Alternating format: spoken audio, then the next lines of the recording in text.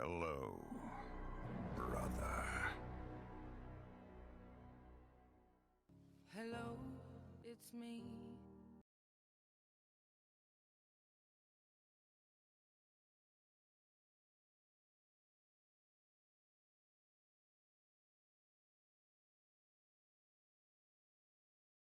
Hello, Mario.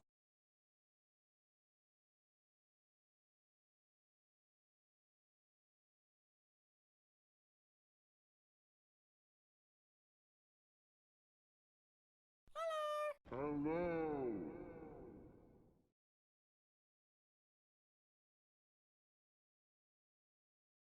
Hello.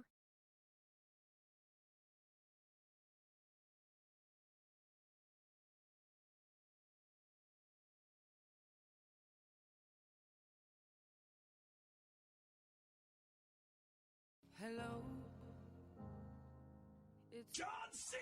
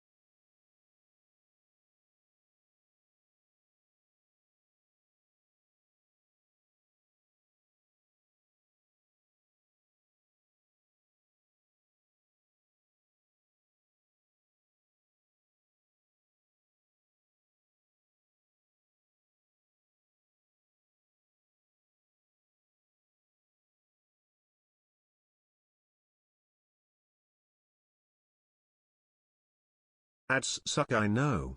Your eyeballs pay for dog's food though.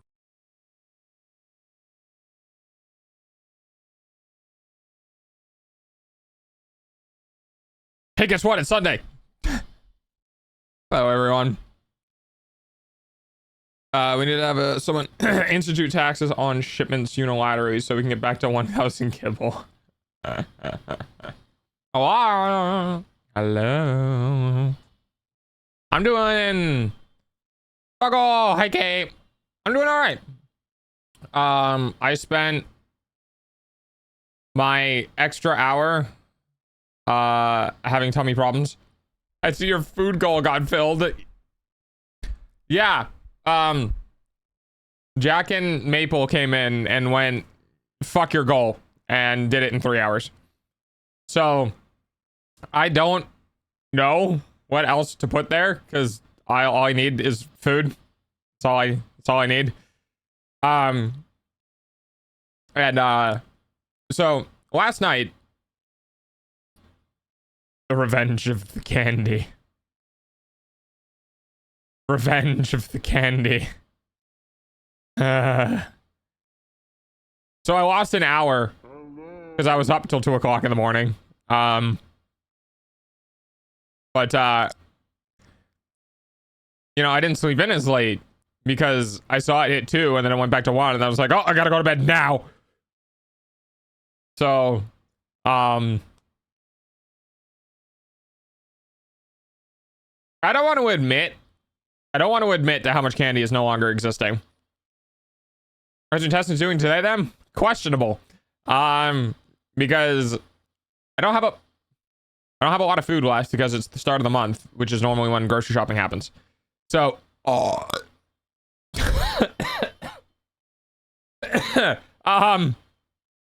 so Jesus Christ.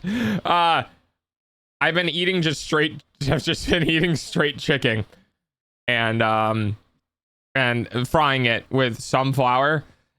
So the frying part has my stomach not the happiest because of the oil. It stays on the outside. So we're gonna see how my stomach is doing and see if that goes okay. The stock market game for school and put my money in Walmart because Walmart is stable. I'm good. And then people started stealing shit from Walmart. It's funny. I mean, we're like a couple years away from the AI bubble popping, so that's gonna be fun. Just like the we had the .com bubble. The AI bubble is gonna go.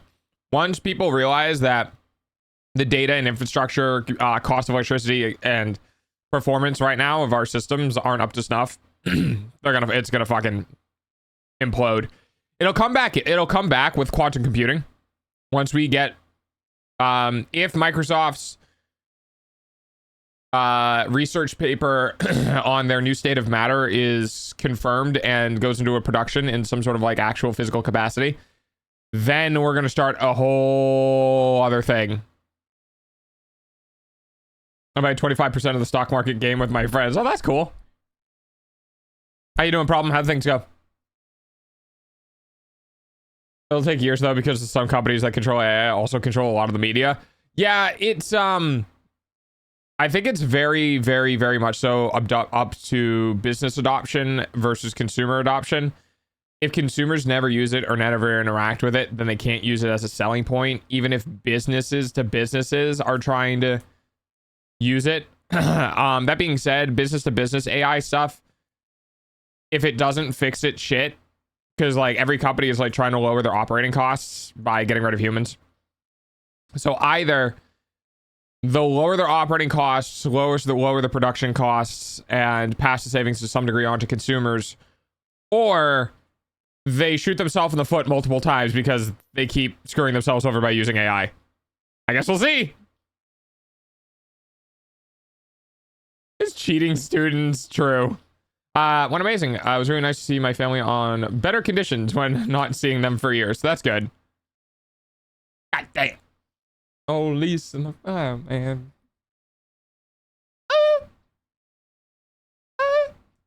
I do enjoy good AI to some degree, but its its applicability is very low. It has capabilities, but right now the places where we can apply those capabilities in a way that makes sense for the application is pretty low in my opinion. I'm writing machine learning homework with AI. Also ironic, very ironic. I think the big technological boom with AI is actually not going to be in most sectors that the public interacts with, outside of the one sector that I think is going to be really strong. Well, two or three really. One of them is medical imaging. The medical field in general has done amazing with artificial intelligence. I'm pretty sure in the last couple of years we solved protein folding, by the way. Like, it's done. You know the whole folding at home thing to work on protein foldings with distributed compute power? Yeah, we don't need that anymore. We just straight up figured out protein folding because of an artificial intelligence worked with some sort of thing to generate a thing, and then people went, "Oh, that works." Like, we just did. We just figured it out. And the fact that we actually have like 3 cures for cancer. Yeah. I love how companies keep doing layoffs and need more businesses to keep employing more people. Protein folding? Oh, God. I'm going to see if I can find a high-level overview for this because it's relatively complicated.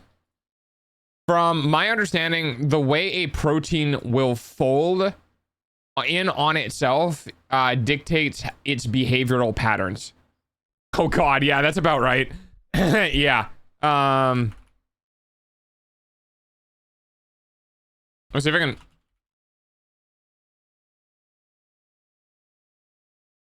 I can figure out a way to summarize this.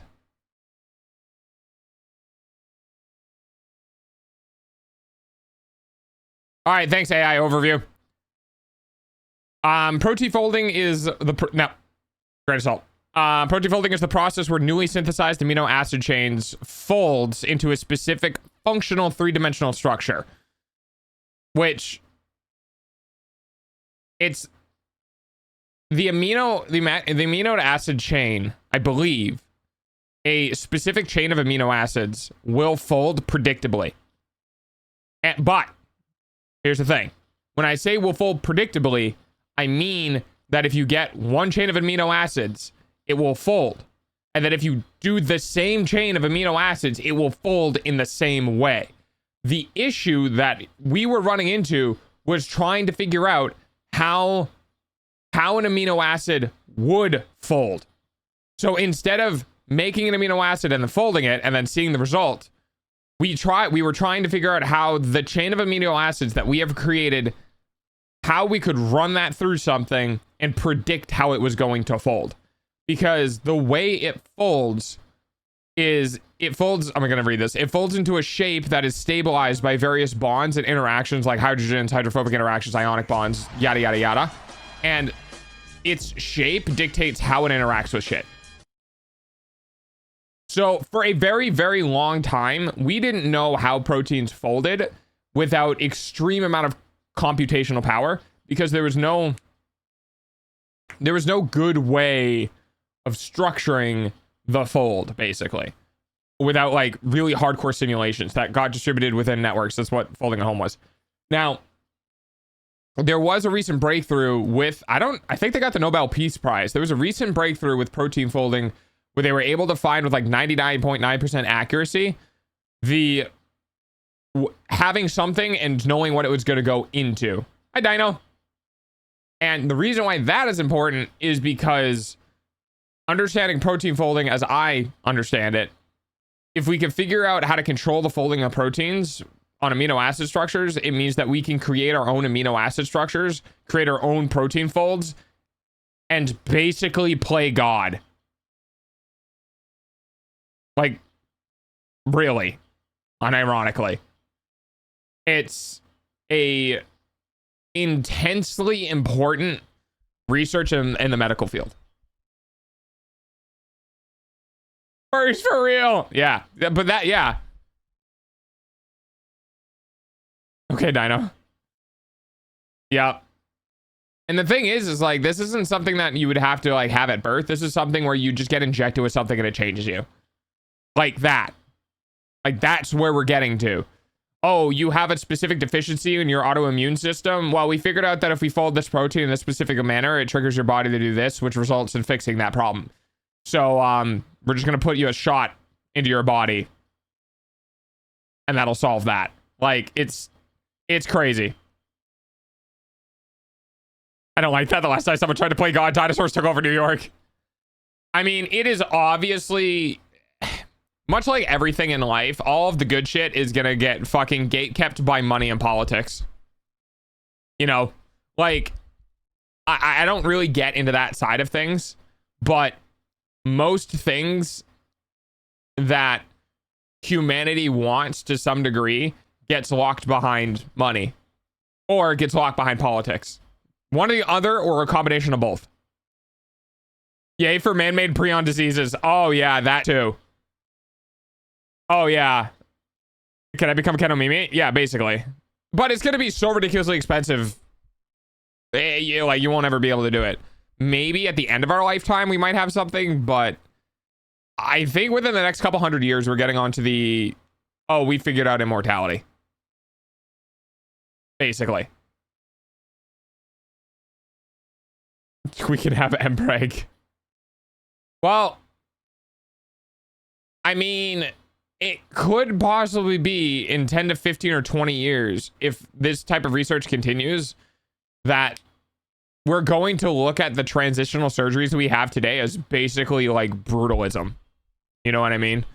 Like the way we look back on coliseums and people killing each other in coliseums. Huh. All right then.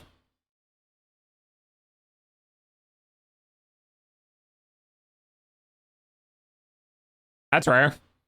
Yeah, we're gonna look back at the surgeries that we have for transitioning folks today. It is just gonna be like, dude, holy shit, I'm so glad we don't do that anymore. You would just get a shot and become woman, or get a shot and become man.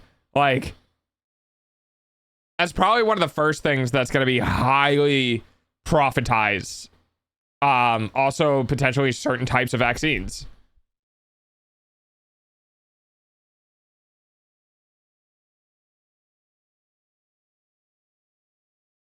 It's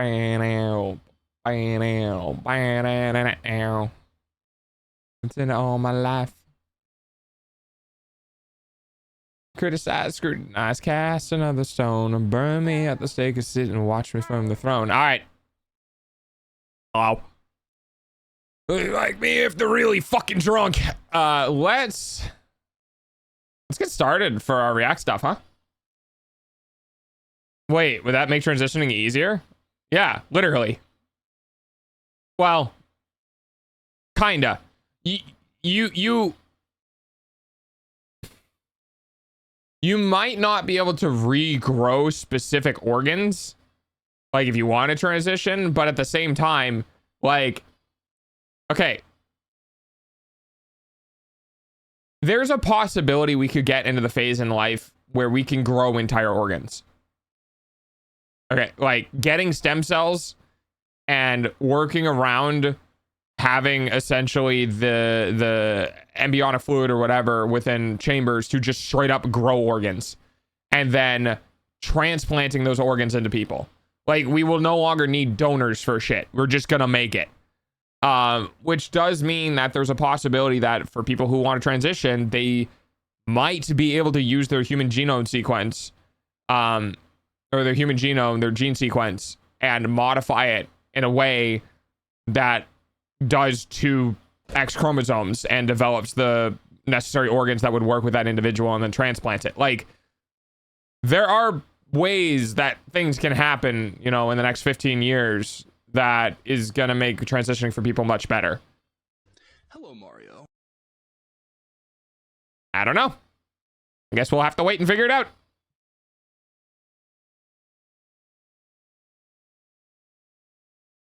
Science! Yes, exactly. Oh god, I have no idea how I'm gonna pronounce your name. I want to call you Gel, but that's not right. Is it Gelia? People talking shit and they never bother. It goes in one ear and right. All right, so I haven't looked at the React stuff because I don't look at React stuff until we start our React Day on Sunday. However, according to Chips, there wasn't a lot in there, so either we got a shit ton because Chips said there wasn't, or we got a short React Day. I'm actually looking into a lab study that's working on bioprinting. Yeah, bioprinting or biogrowth. I think bioprinting is going to be the way of the future because instead of like having to go from nothing to something, we're just going to, oh my God, we're really just going to, we're going to have tubes of cells hooked into a printer. And they're like, this stem cell, that cell, this cell, this cell, this cell, this cell, this cell, this cell, and just like print organs. I think it'll be pretty cool. This Gelia, okay. Do we sniff the Gel? I mean, you could. They are a new chatter. Saw people in the VC the other day, which was wild. The server's a live dog. I saw that too. Please, not the spray bottle again. I saw that too. I saw people hanging out in the Discord server, and I was like, it's happening! It's happening! I freaked the fuck out. But I was too busy. I was busy working, and I was like, it's doing stuff. I was gonna send TikToks. I downloaded them, but I didn't know if that's okay. They need to be linked so that I can pull them up on Firefox so I can give them to stream. If they're linked, it's not bad. Let's face it. Teleportation will just be transferring digitized personalities in a 3D printer. I will be old school. I say that I'm never going to do anything that's teleporting. Like ever. We did have a whole discussion on stream. Oh, this might have been last year.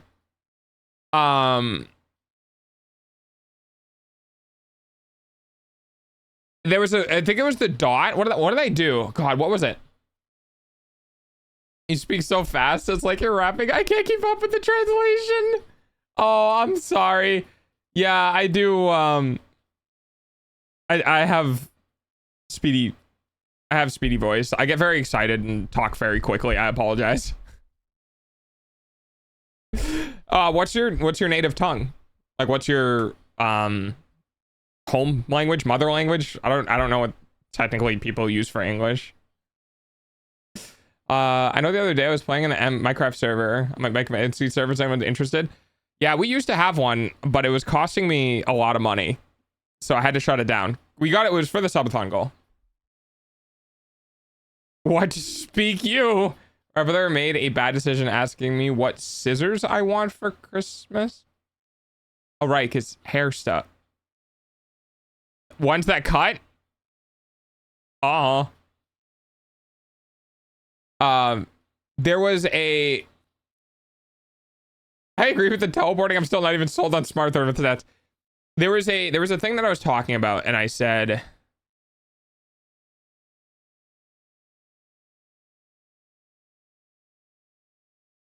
we used an experiment called the red dot experiment, and this is something that I coined myself, that I created. The red dot experiment is if you were going to teleport and the destination location had a blue dot that you would see if you landed there, and the location you're standing in front of has a red dot, your experience with that dot, and I might not be remembering properly, but your experience with that dot is that it's going to turn blue. It'll go from red to blue when you teleport.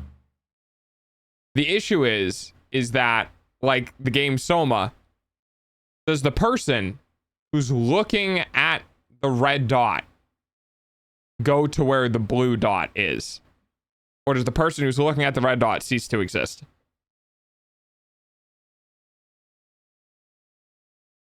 I'm old and lazy. If I teleporting 3 feet away, then oh well, if I die. Yeah, that's fair. Help, I got a bone in my boneless chicken thighs. Are you a dog wolf thing? Yes, I am a dog. Have you seen my name? My MC server is free. Oh, is it localhost? Cardi B can't even rap. Oh, dude, you should, yeah, you should hear when I actually start talking fast. R2 notes where you built one. Yeah, I used to build my own home servers. All right. Let me. Hello. Hi, Mimi. Let's go check out the React stuff. So the idea for today is that we're gonna do. There's one particular React that I think I'm gonna look for, and we're gonna do that first. And then after that one, we're gonna clear out the under 18 React stuff.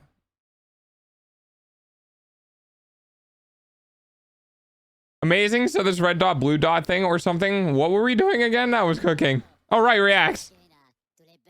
Yeah, exactly. If we do the science one, we will be here all night. Maybe. I just. Hello. Hi, banana. I just know that the human consciousness is a safe state. And Banana time. you can't move the human consciousness out of its original thing. You can only make a copy of it. So if you were to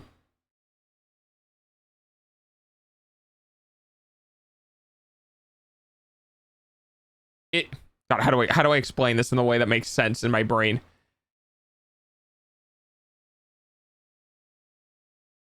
If you turn off your brain and you turn it back on, it is the same brain, right? It's everything you have been, everything that you remember. It's the same thing.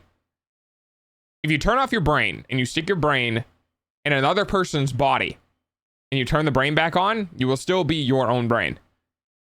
If you create anything, if you create something from that brain, if you perfectly map that and you build another brain and you load the conscious onto that, two things happen. Number one, that brain is going to feel like it got transported. And number two, the other one doesn't have anything to, nothing affects me. Okay? Nothing affects me and my brain. But I can make a copy of myself whose experiences feel like they got teleported in. I know if I got sent, if I woke up, if my entire world just did a blip and all of a sudden I was in a computer, I would know I'm a copy. Because I would know that I remember everything from before, but I am in a location I wasn't originally in. I would therefore know I am the copy, right? The original always exists without a copy. You know what I mean? Like, if you were to take your state and load her somewhere else, you don't change your existing state, right? Like, you don't change who you are as a person. You have always existed before anything else got copied from you. You don't go anywhere. You will not change. You, the existence of you, exists within your brain. The copy of you would argue that point. But the copy of you didn't exist until you decided for it to exist. So the whole thing about the red dot, blue dot experiment was that if the red dot in front of you turns blue, you know you're the copy. Because what would actually happen is that you looking at the red dot, it would never change for you because you are the original. You can't get moved anywhere. Everything can make millions of copies of you, but nothing will transfer who that thing is into something else. Wouldn't all the Blitz from Endgame just be in space when they come back because the Earth is a different place? I don't know. Maybe. I'm too dumb for this. So, how do I explain this? The copy of you would probably like Doggo? I hope so. Okay. So you exist. Okay. Right now, And the state that you are, you and your brain and your synapses and your ones and zeros inside of your head exist. Period. In order for you to quote unquote teleport, where you are needs to go from you as a whole brain and take that whole brain and move it to another location within your body and stuff. If you fold space-time, right, and you walk through folded space-time and you come out on the other side like a weird portal door, you're still you. However, if someone comes up to you and says, we're going to teleport you by building you in a different location, fucking run. Because what ends up happening is that they're making a copy of you. The copy gets to live. One part of you, one creation of your brain gets to live, and that creation of your brain has everything who you are, therefore feels everything that you are, but in a different location. But you, the original, that existed before the transfer, don't go anywhere. It's just another form of cloning. You know what I mean? Teleportation through destruction and rebuilding is not actually teleportation. It's clone making and destroying the original. That's kind of the idea behind the deconstruction reconstruction.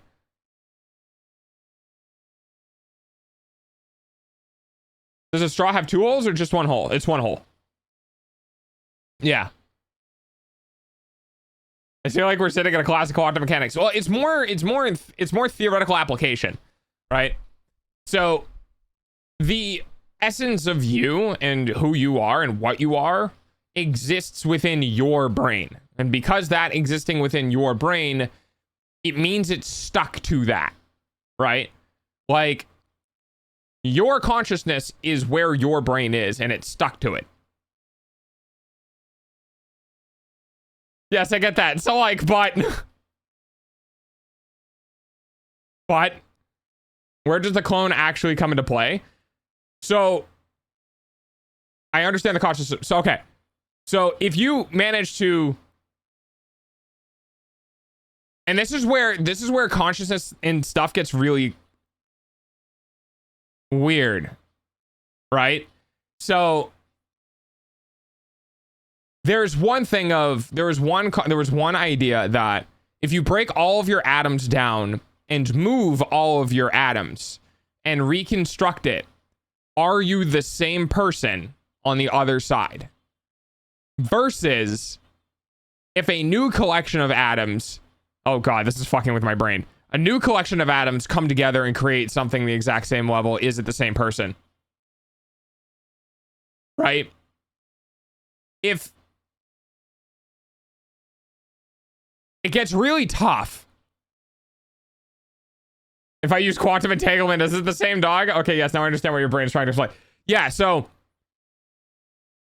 at what point does breaking your brain down and redeveloping the brain with the same state in another location go from reconstructing a different thing that has your memories to teleportation? Will the clone be an exact copy if it had free will? Yes. This gets really weird because on the one hand, if I had a machine, right, where it took your leg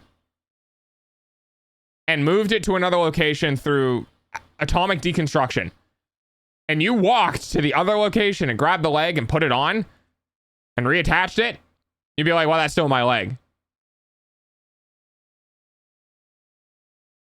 Or if you did an organ. But I think, personally, once you start deconstructing your brain and pulling the atoms out of your own existing meat bubble, you are just killing yourself.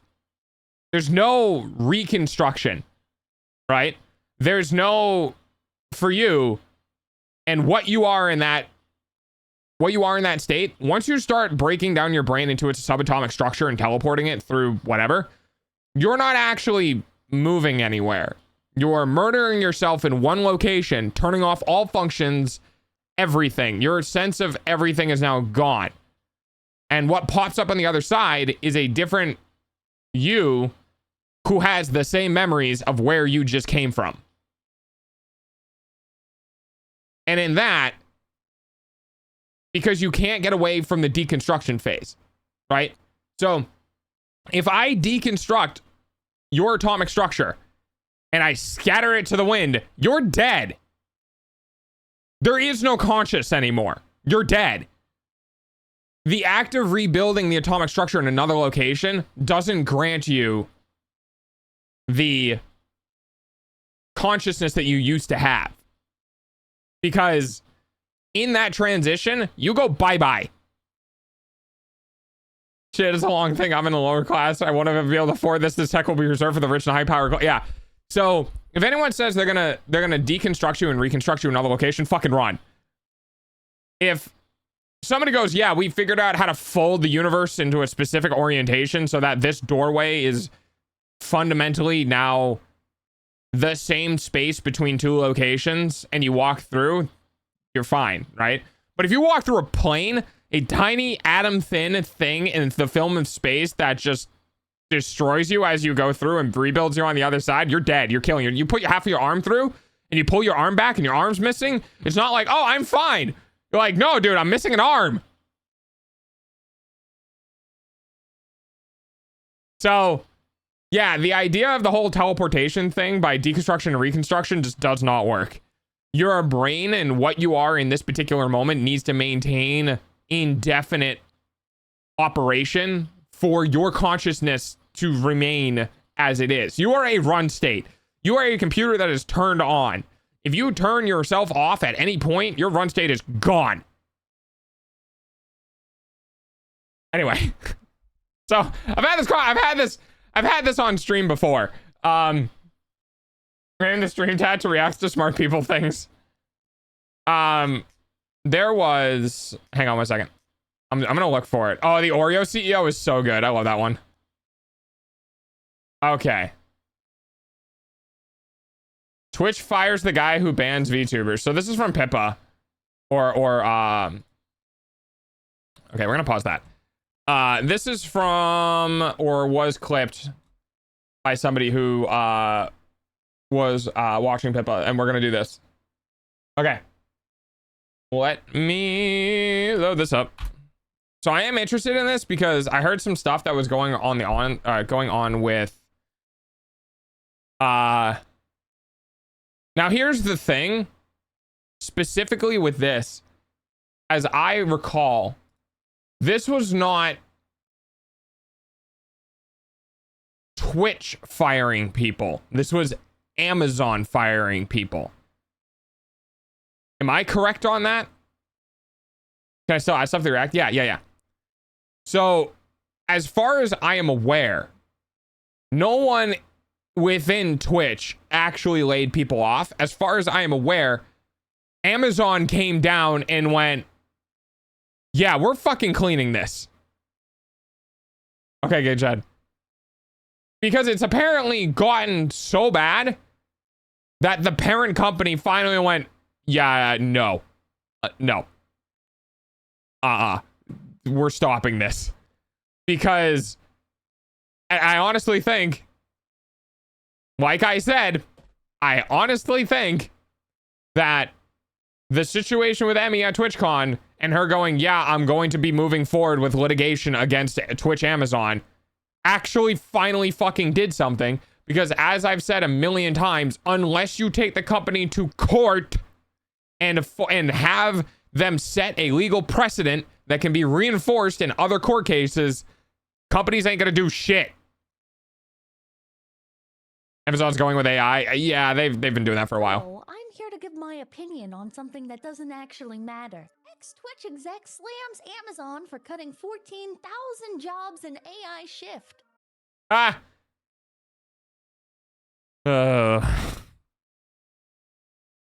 Okay, here's a question. Would you rather have one slightly incompetent AI system or many potentially very incompetent human beings. Because I hate to say this, because in my opinion, no one should lose their job, right? No one should lose their job. But if a company is not going to fire the people who are either underperforming or straight up harming the company, then my only reaction is that, yeah, no shit, they're going to put AI in. Because as much as I believe that people should not lose their jobs for AI, it should be a tool that helps people do their jobs better, I also know that there are people in positions in companies that just don't give a shit and don't do anything. They don't do their job, basically. And they should get fired and get replaced with another human being.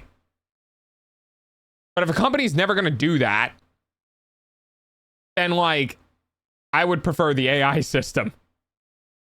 Now, ideally, perfect scenario, they fire the person and hire somebody competent. Oh, you know what? Maybe the real kick. Wait, hang on. Wait. So the proper way to do this, thank you for the follow. The proper way to do this is you lose the least amount of jobs and replace the smallest quantity of jobs you can with AI. And then the AI resolves all the other problems. So instead of replacing all of the worker bees with AI, you replace the CEO with AI, and then the AI makes better worker bees. I figured it out. I know what we're doing. Robots don't give a fuck. Twitch is facing another brutal round of layoffs as parent company Put the AI directly into middle management. Remove middle management. Amazon slashes tens of thousands of corporate jobs amid a major pivot. Okay, I'm gonna go ahead and just say this right off the bat. I fucking hate subtitles that... I'm okay with color moving between words. I hate subtitles that change in size. It is so incredibly distracting. Like, this is not a YouTube short. This does not... They probably just used the same script that they use for the YouTube shorts, but like, it's so fucking distracting. To artificial intelligence. Amazon confirmed Keyword plans pinging, to yeah. 14,000 corporate jobs this year. About 4% of its white-collar workforce is part of a sweeping cost-cutting and restructuring effort. According to Reuters, the number could climb up to 30,000 as layoffs began on October 20th. Are we just reading the article? Should I just go read the article? I could just go read the article if we're just going to do this. All right, give me 1 second.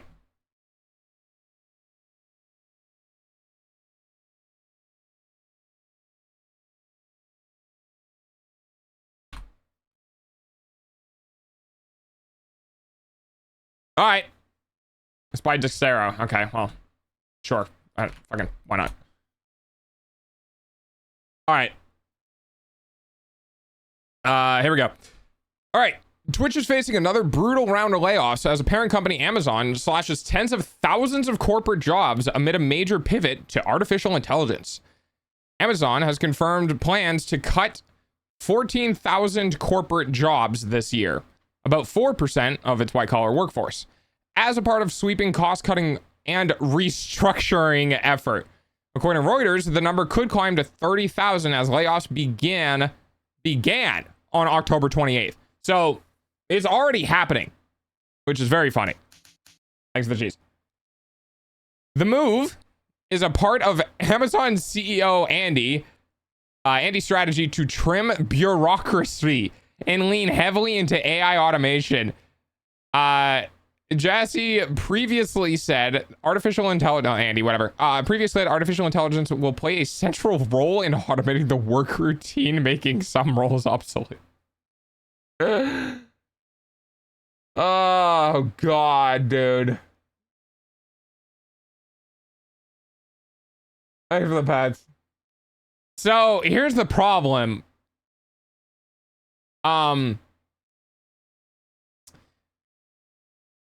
You don't like in some capacity, creating new tools to do jobs better results in layoffs, period.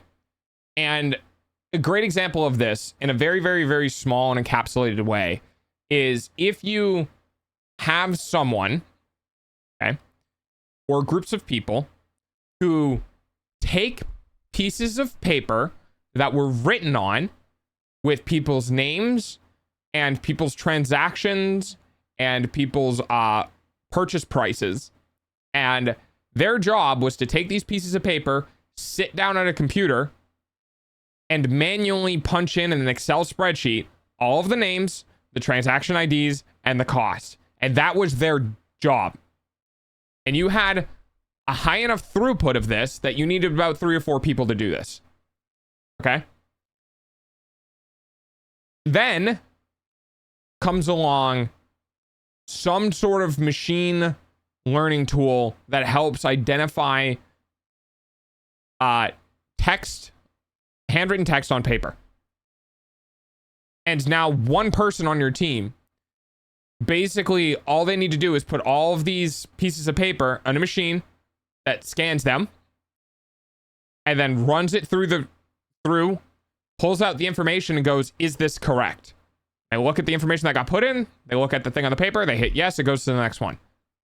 This is a level of technology that now has just basically laid off 3 people in what used to be a position that needed 3 people or 4 people. No one would look at that and go, oh, that's bad, that's AI, you shouldn't do that, yada, yada, yada. 128, okay. So what we're looking at right now is that it's similar to that type of technology trying to be put on a large scale. So companies are basically going, well, we now have this worker on steroids that can do all of this work. The problem is that most implementations of this technology don't have competent people at the other end yesing or knowing the shit that happens. A great example of this, as you guys may have seen recently, is the whole, oh, Microsoft brags that like 20% or 20 to 30% of its code now is just generated from AI. And then like days later, there's all of these articles about one of the most recent updates to the Windows operating system breaking the recovery tool and breaking localhost functionality. So when people get really like, maybe we shouldn't be doing this, it's because we're not fucking there yet.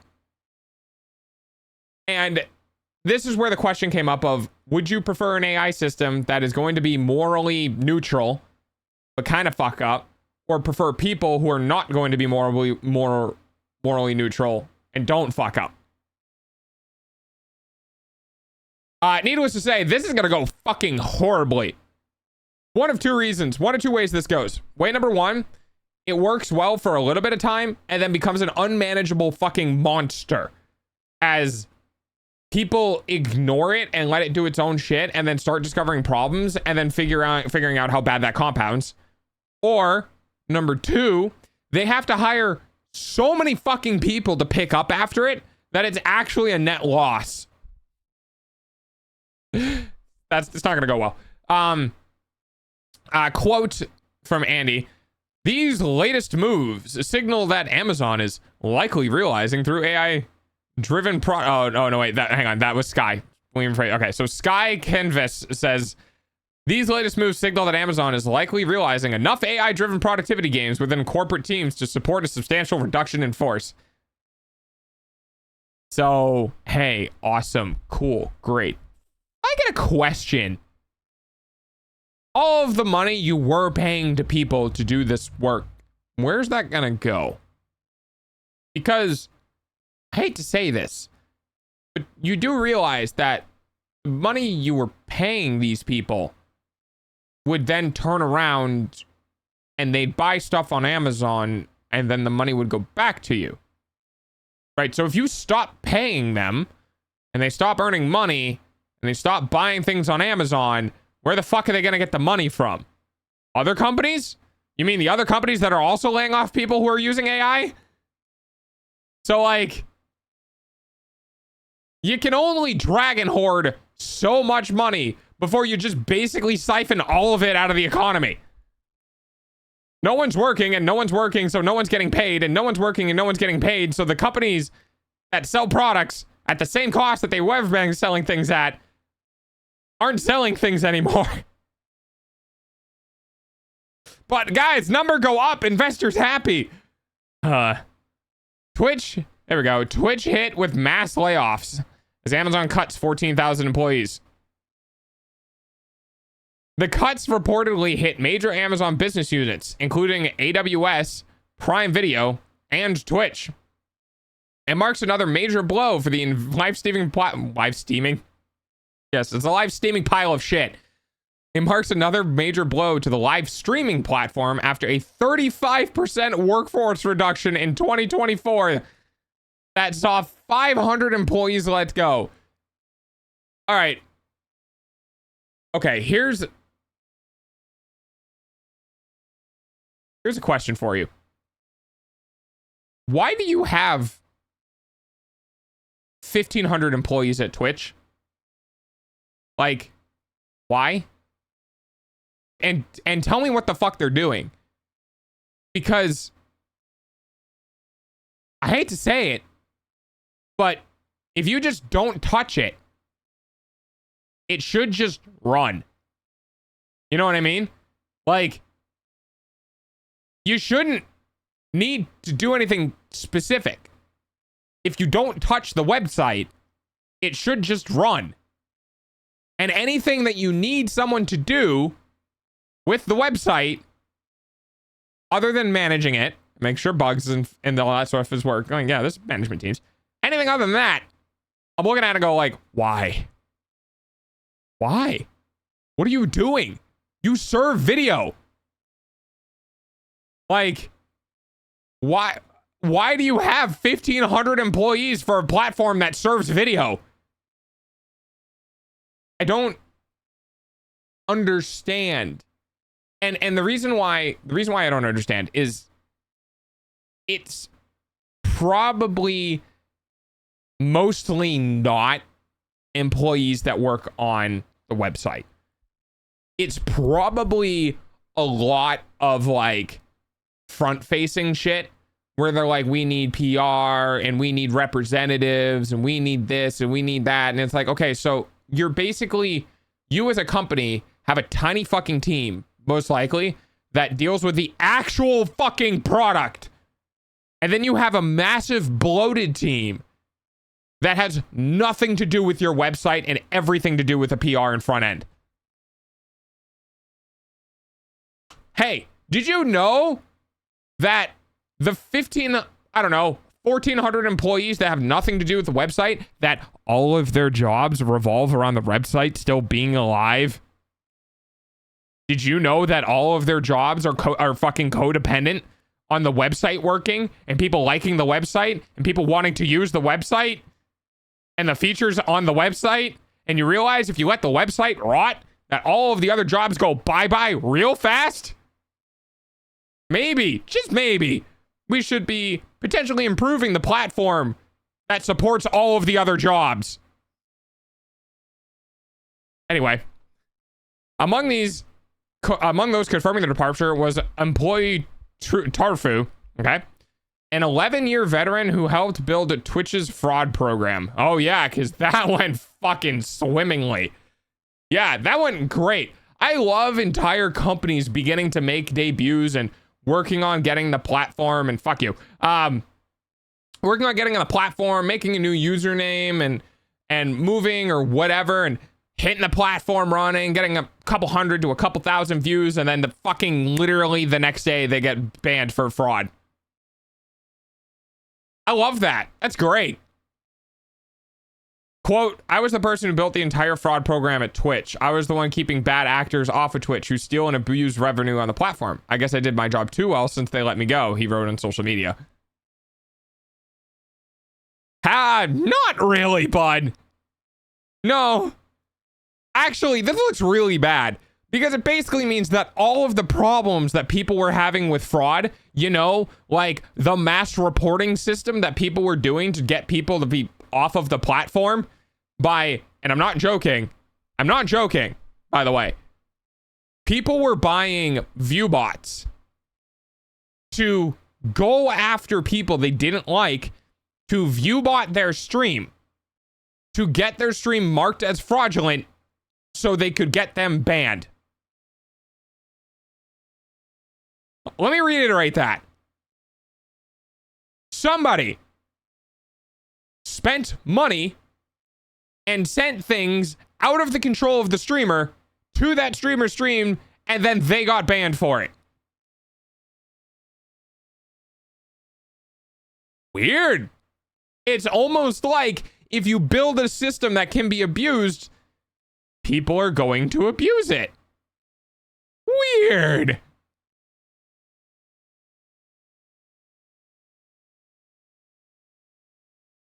Then we have influencer marketing managers J-Dub also revealed that he'd been laid off after 9 years, calling it the best job I've ever had. Influencer marketing manager. Influencer marketing manager.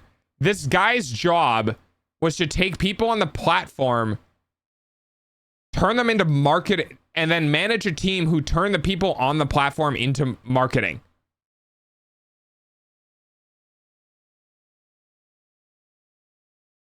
The people on your platform market themselves.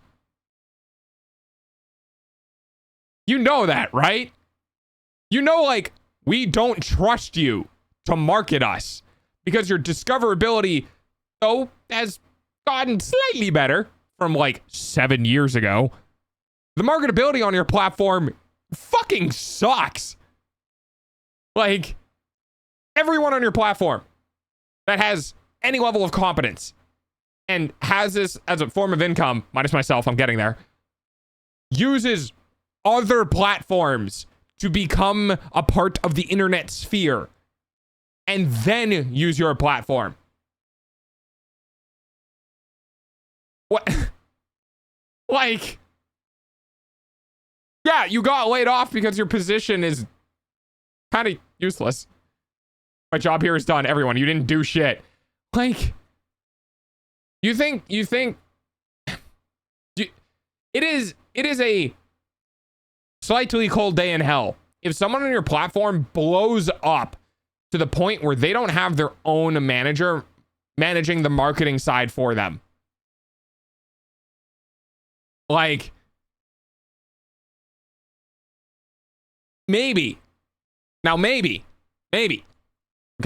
benefit of the doubt, maybe his job was to work with all of the different streamers' teams for things.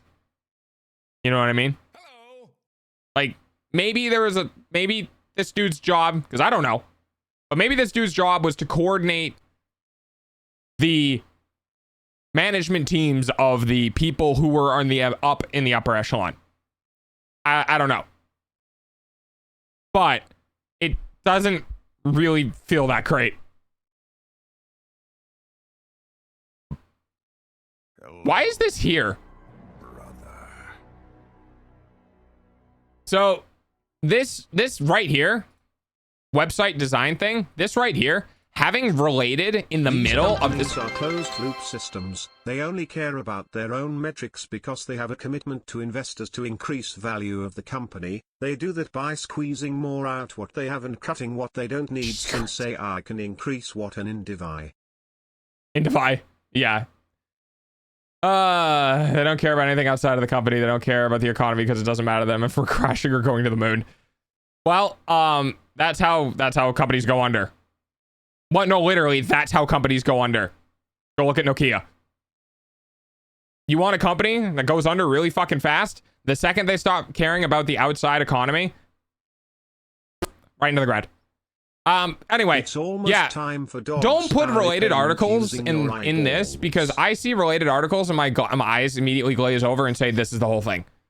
You put this somewhere over on the side because you're cutting into the actual article immediately after you've transitioned into a whole new feature. Gonna play Pokemon? Okay, Cryptic. Ex-Twitch boss. Ex-Twitch boss? What is... Boss of what? Ex-Twitch boss of what?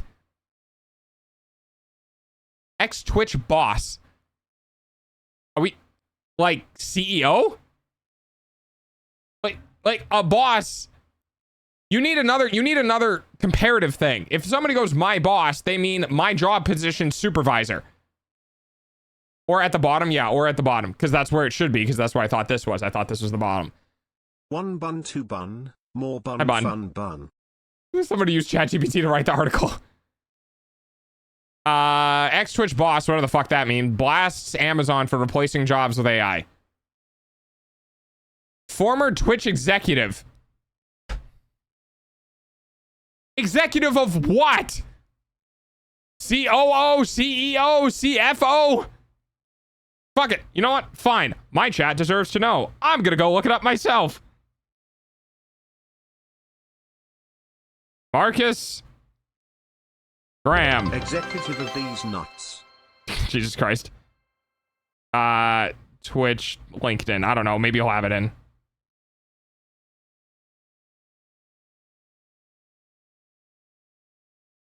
No, I'm not gonna fucking sign in. Is this... okay, maybe hang on. Which job? Come on, help me. Okay, DJ Wheat. Here we go. He was the director of creator development. Like, you couldn't just put that in a fucking article? Former Twitch executive Marcus Wheat instead of former director of creative development Marcus Graham. Blasted the layoffs, warning that replacing experienced employees with AI or less innovative staff would hurt creators. And maybe the reason why they didn't is because the person who is the director of creator development, like how to bring creators up? What the fuck does that mean?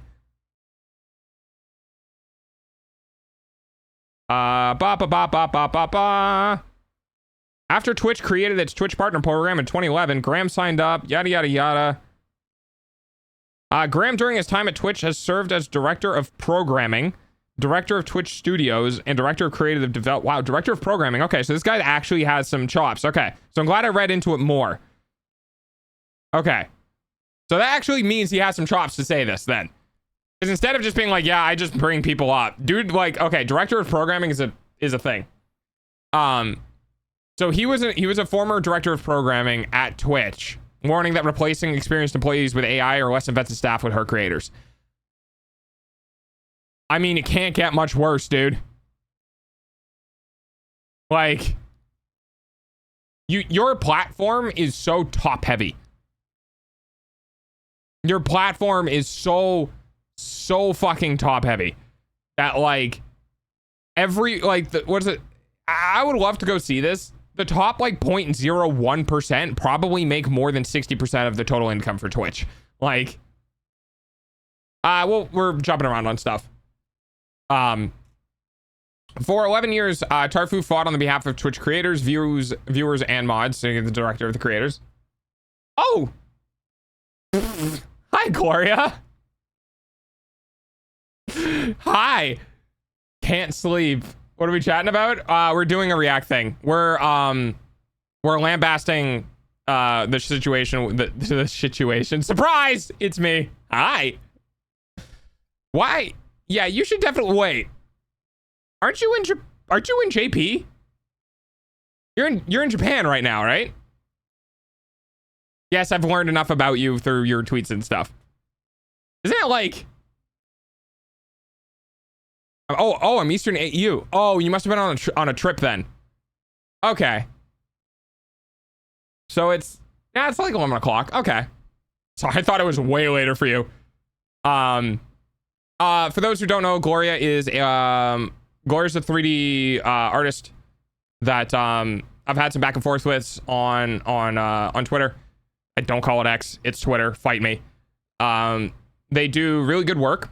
Their primary skill set is they prefer to do, as far as I'm aware, 3D doll models, and have recently, within the last year or so, been working on more of the stereotypical design 3D models on for VTubers and stuff like that. So that's cool. It's cool to see. It's cool to see you stopping by.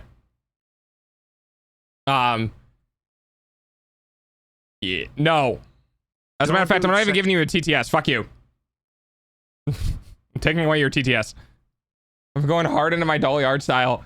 Yeah. Have you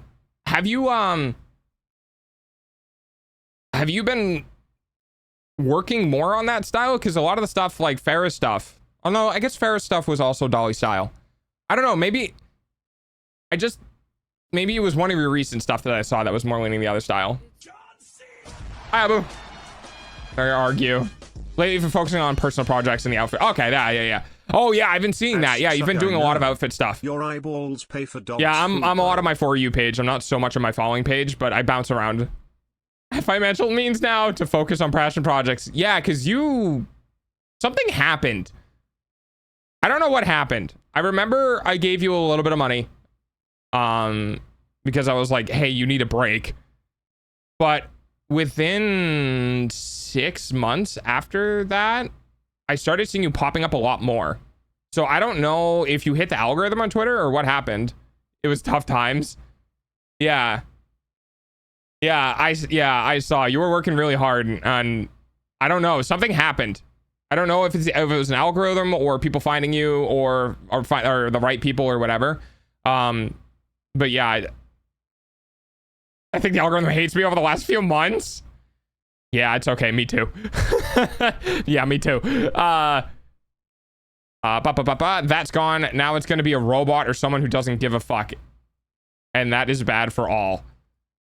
Oh, dude, this statement is really interesting because he's talking about AI. As far as I have seen, there's been a lot of AIs who've been overly compassionate and specifically engineered to be like too nice. So I wonder if this is going to be even worse. I'm glad I'm financially stable now. I can relax a bit more. I've been overworking on personal projects instead of comms. I do that too. I've been working on my own bot 2.0. Because I have my own custom bot that does like stocks and achievements and stuff like that. And I've been working on bot 2.0 for like doing generating a bunch of stuff and information, and as well as doing like updating like a publicly facing air quotes website for achievements, and like reworking everything for when my 2.0 comes. And the gambling, yes, and the gambling. And I remember last Wednesday I woke up, sat down, started working on it, got up 11 hours later, and I went, what fucking time is it? Because I get sucked into working on it. Ah! Uh-oh. One moment, please. What? Why? Why did it break? Hang on a second. No, this is the old one. No, wait, hang on. Did it just time out?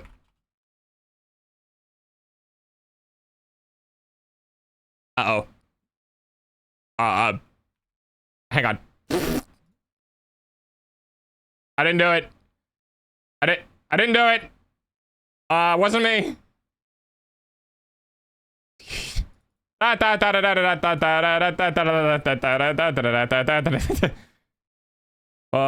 Close. I'm a professional. I know what I'm doing. Still don't have as much scuff as Amelie. We take that.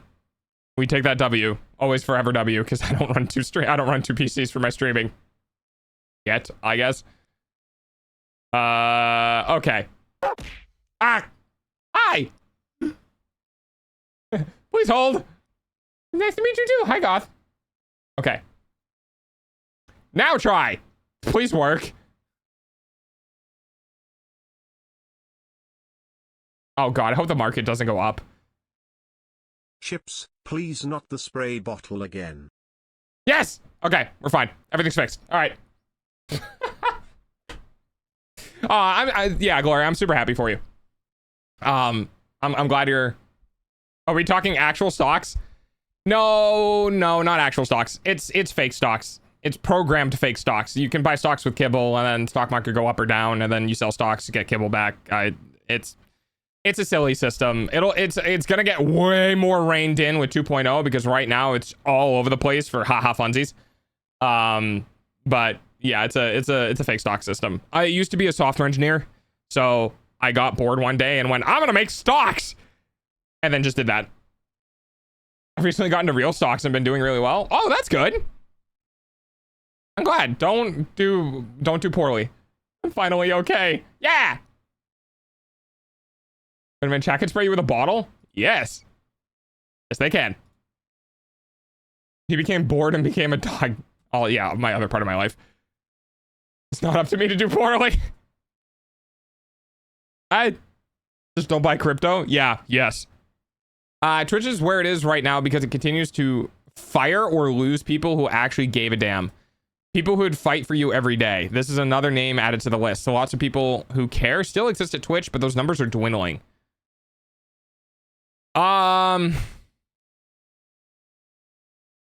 Yeah. Oh, thanks. Have a question? Yes, problem. So, yeah. This is a. Oh, thanks for the pets. This is a problem in general that companies. It just keeps happening with companies that get bought out. It really does. Twitch got bought out by Amazon, and the platform just has slowly just been moving downhill. When do we get our toys back? Next week, if you behave. And because of that, you know, another great example of this is anyone. Actually, this will be probably near to dear to Gloria because Gloria does a lot of VR stuff. If anyone remembers Oculus made huge strides in the consumer market for VR, right? They came up with the CV1. It was massive, expensive, but people loved it. It was the first real amazing, like, consumer marketable VR headset. And within a couple of years, Facebook went, oh, we want that. Buys. That's it. So, like,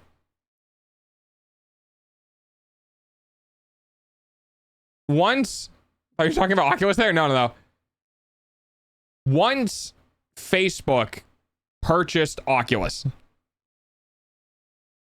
the two people who founded Oculus went, yeah, don't worry, guys.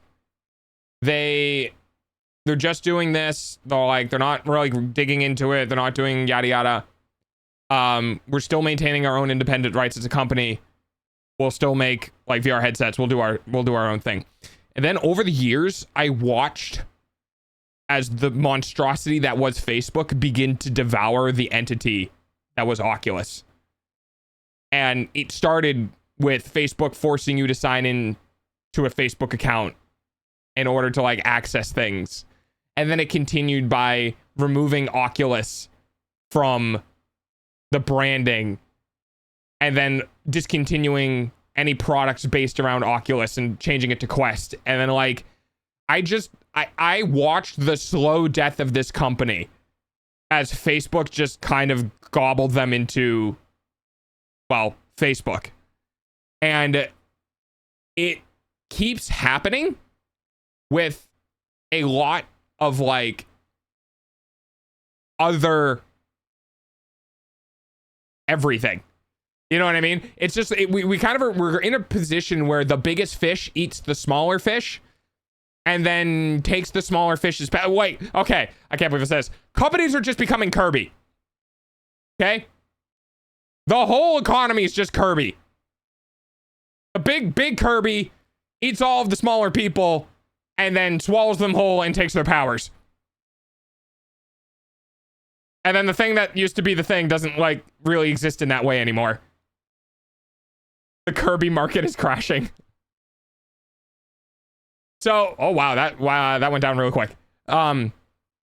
So to this extent, with Amazon having ownership over Twitch and just basically going like, oh, look, bottom line, bottom line, bottom line. Here. That's a VIP, everyone. Yeah, I can 100% see people who used to work at Twitch just being like, yeah, it's just numbers to them. They don't really care about people. They want number to go up. And that's tough. I'm Mobius. How do I actually understand it now? Because Kirby. The market is dead. Long live the market. And that sucks. So, Twitch employees are reported being affected by the Amazon layoffs, as with yada yada yada. Amazon acquired Twitch for 2014 for nearly $1 billion. That's it. Reports last year indicate the site was losing money despite $2 billion in annual revenue. Yeah, like everyone knows that Twitch is a loss leader for Amazon. It can make money. It can make money. If you fucking invest in, like, okay. So Amazon, we can all agree Amazon is a fucking massive company, right? How do you lose money with $3 billion in, well, it's not profit. It's not profit, it's revenue. They're making $2 billion in annual revenue. Which means they have $2 billion coming in, and then they do all of their costs on top of that income, and then whatever comes out on the other end is whether or not it's profit or not. But so it's Amazon. Yeah, right. So the primary issue with where a lot of money right now is being spent is operational cost for encoding on Twitch. And because it's a free platform. So let me explain. Okay. So when you or me, when I stream, I'll tell you why in a second, Gloria. You'll see. When I stream, I pipe data from my computer into Twitch. Twitch takes the data from my computer, hands it off to AWS, Amazon Web Server, and says, make this data this level of standardized. And the data goes into the AWS server, and it like rotates around in the AWS server, and then it spits out standardized data. And the more types of standardized data, transcodes, get spit out. Does Amazon own Twitch? Yes. The more stuff it spits out in those transcodes, the more expensive the procedure is. And that expense is on a calculated front for Amazon for how often do they need to recreate the servers? What's the upkeep on the servers? How much electricity does the servers use? All of that other stuff, right? So when you send the data to the AWS server and you get the information back, AWS charges you for that use that you did on their servers. And then you, as Twitch, sends out that information across the internet. You got to pay for bandwidth too, right? Because you got to pay the ISPs, you got to pay all the networks for all the bandwidth you're using, both getting it to Amazon and getting it from Amazon and then distributing it amongst the viewers. And then you have to send all of that data out. Now, that has multifaceted costs. So the first cost is bandwidth upload to Twitch's ingest servers. The second cost is distributing that upload through their own internal servers and then sending it to AWS. There's another cost in AWS transcoding all of that. And then another cost sending it back, assuming they're not on the same network and they're paying for bandwidth between. And then another cost distributing that information to everyone who's watching. Now, that cost, my points, isn't terrible if a particular viewer is popular. If they have thousands or whatever, right? All of your other costs stay the same except for your bandwidth out, to all of those users who are watching the stream. When you increase the user's viewership, the only cost that increases is how much it costs to send the data to those screens on each individual computer, right? Everything else stays the same. Now, where they start to lose money is every single person who has 1 to 3 or 5 viewers who aren't affiliates. Begin to see the issue here, because every single person that sends data to Twitch has to go into Twitch, has to go through Twitch, has to go to AWS, has to get sent back out, and then goes to no one. Because there's no viewers. There's no one to take the data. But it still costs them money to take that video feed in and route it through all of the processes only to not send it to anyone. You guys want to know why affiliate is so easy to get? And I know that some people have a hard time getting affiliate. I know for some people it's a big thing for them. But I need you guys to understand that that is the lowest bar that Twitch could possibly set that would be reasonable. And the reason for that is because they're trying to offset the 2 or 3 viewers with ads. Because the 2 or 3 viewers, the likelihood they're just going to drop $1,000 on someone or $100 on someone to offset the cost of running their stream through their servers, very, very, very, very small. So what do they do instead? They try to get as many people on the affiliate program as they can so they can publish as many advertisements as they can to try to offset the cost that the smaller sub 5 viewer streamers are pushing on their platform. In a way, Cheer 100. thank you, problem. In a way, the reason why Twitch is losing money is because the people who stream to the platform who don't have any viewers are still weighing the platform down in a similar fashion that anyone who has 100, 1,000, 2,000 viewers have. And there is no way that they will ever be able to undo that unless they set limitations for stream time when you're under a sewer. Like there is no good PR way. Let me rephrase this. There is no good PR way to do this. What do? Oh, well, we're sorry you're not affiliate. Your stream hours are locked to 2 for this week. That's not going to go over well. Does it fix their overhead problem? Yeah. Is anyone going to buy that? God, no. There's no realistic way that Twitch can go, hey, you're just straight up costing us money.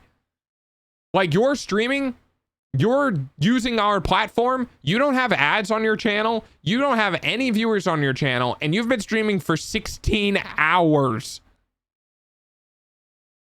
Like, you've cost us $50 to $100 in overhead and gave us nothing. Nothing. This is Twitch's problem. The actual model they have created is not sustainable. And there's no way for them to turn it sustainable outside of getting their own internal operation costs below the threshold of how many viewers or how many streamers are using their service and costing them money. One of the ways that they can do this is AV1. I've talked on stream before that AV1 is an amazing encoding technique, and we've kind of been seeing it a lot and people pushing it and be like, AV1 encoding, AV1 encoding, AV1. Intel supports AV1 encoding, OBS has AV1 encoding. Like, it's everywhere. The reason for that is because AV1 is much, much lower overhead than X264. Is it better for Twitch to allow you to have ads so you get money to pay them? Yes. But here's the other problem.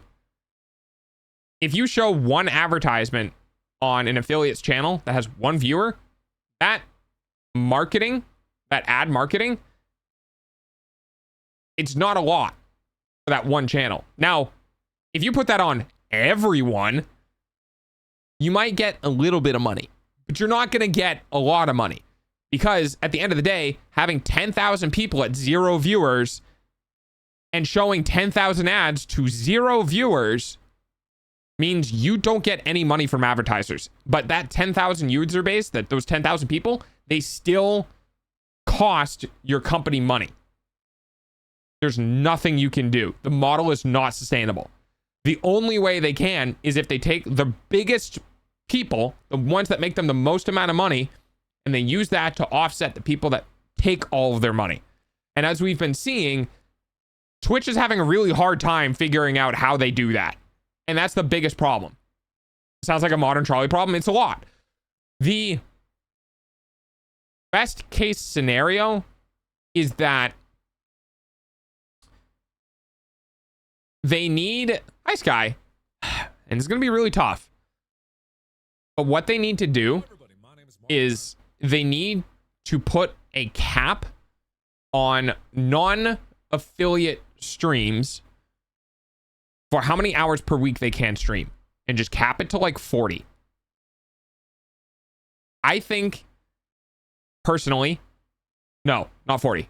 For the 40, 16, 56. Cap it to 56. That gives people 8 hours every day to stream. Every day for the entire week, 8 hours. If you are not affiliate, right? So if you are not affiliate, you cap everyone's total stream allowance to 56. So they get 8 hours every day that they can stream, because genuinely speaking, there are legitimately accounts that are like,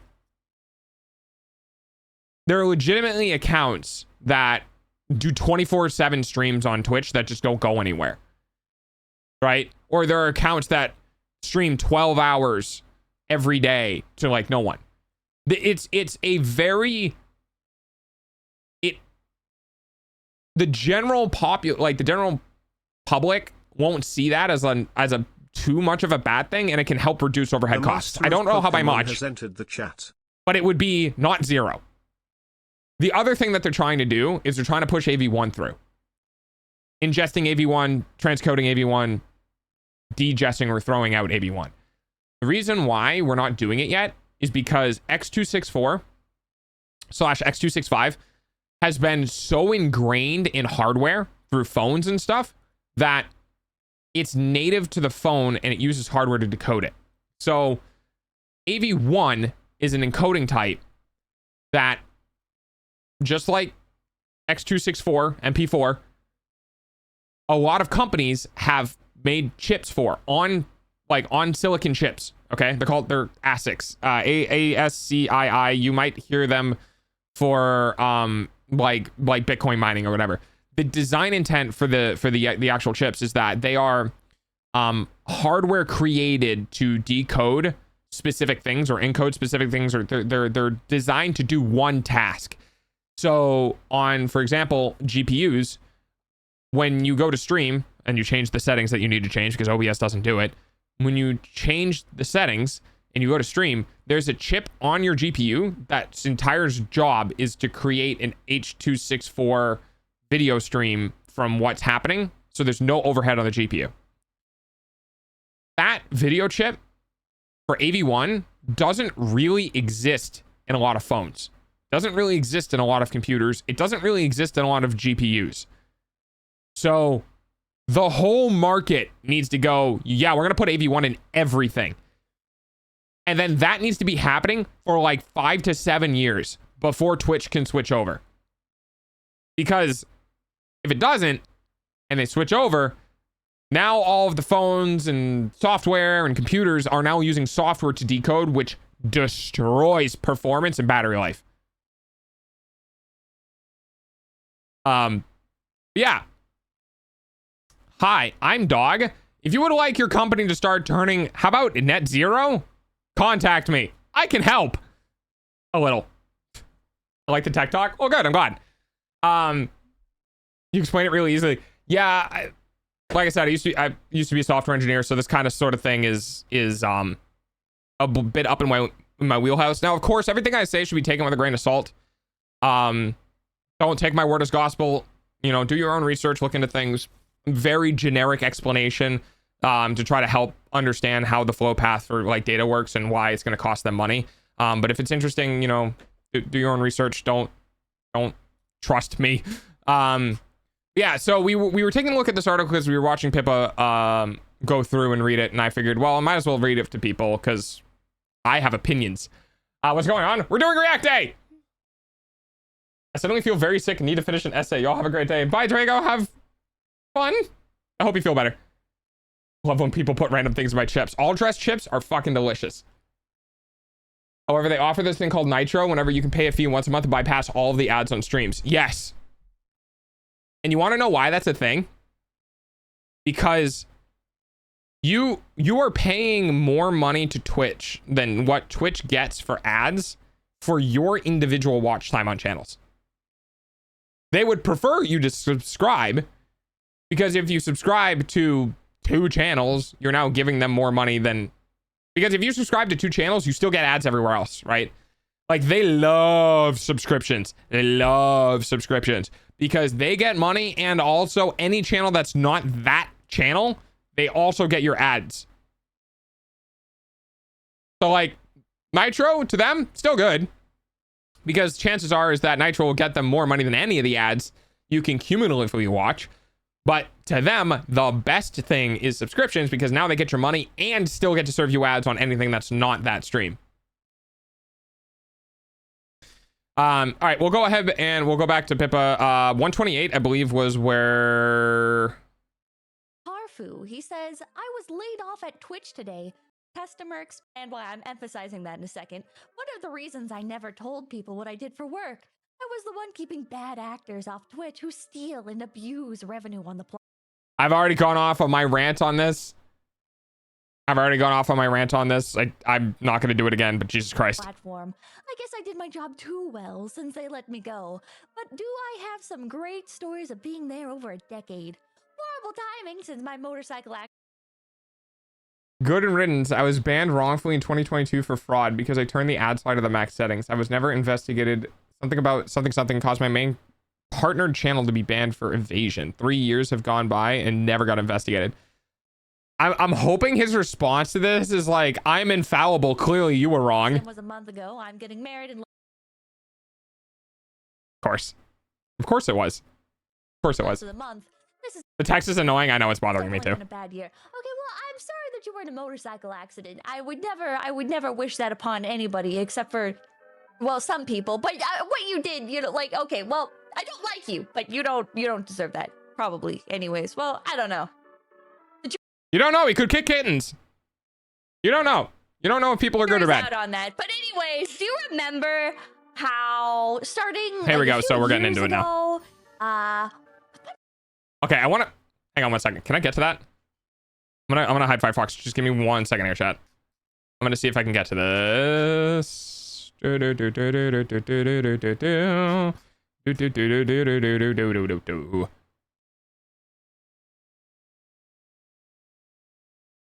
I have to. All right, I'm gonna steal this. Let's see if it's still the top comment.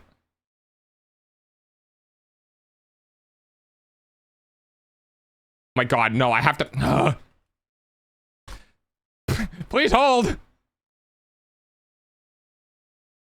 All right. Yada, yada, yada. Scrolling down. Jesus Christ, you talk a lot.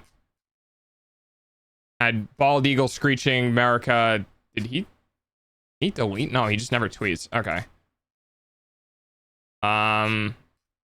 No opinions on any of this. Still looking for the tweet that he sent through, unless he deleted it, which is entirely possible. Oh, here it is. Things that, oh yeah, there you go. So, okay. So I wanted to know what this reply was. And this is exactly what I would expect from something like this. You ready for this? Hold the gates. Also, Doggo, may you have to have new React video recommendations? Spooky something? I can't decide. Oh, it can be whatever you like. I know that doesn't really help with you figuring out what you need to get, but anything that you like. Okay. Hello. Hi, Goga. So this user said, good riddance, banned wrongfully, yada yada yada. It's on screen. And then the reply to this was, I'll take things that didn't happen for 800 Alex. And then it says most or all of this user's post. This level of like self-assurance should not exist in the programming space. It should not. Like, as somebody, you know, as an ex-software engineer, people need to understand that you can have 99% confidence that your code works. And if you're a good software engineer, you're going to be like, where's the fucking 1%? Where's the fucking 1%, man? Where is it? Because you can plan for somebody coming into your bar walking in a straight line, somebody coming into your bar walking at a diagonal, somebody coming into your bar and ordering this drink, somebody male walking in your bar, female walking in your bar, non-gender walking in your bar, transitional person walking in your bar. You can fucking program everything. And then you can program if they don't match any of this, then do this. And you could be like, I've got it, man. Dude, I've gotten all of it. I have every fucking scenario that I could ever do. I am ready to open this program that is this bar, and I'm going to serve my first customer. And the first fucking person who walks in goes, where's the bathroom? And the program crashes.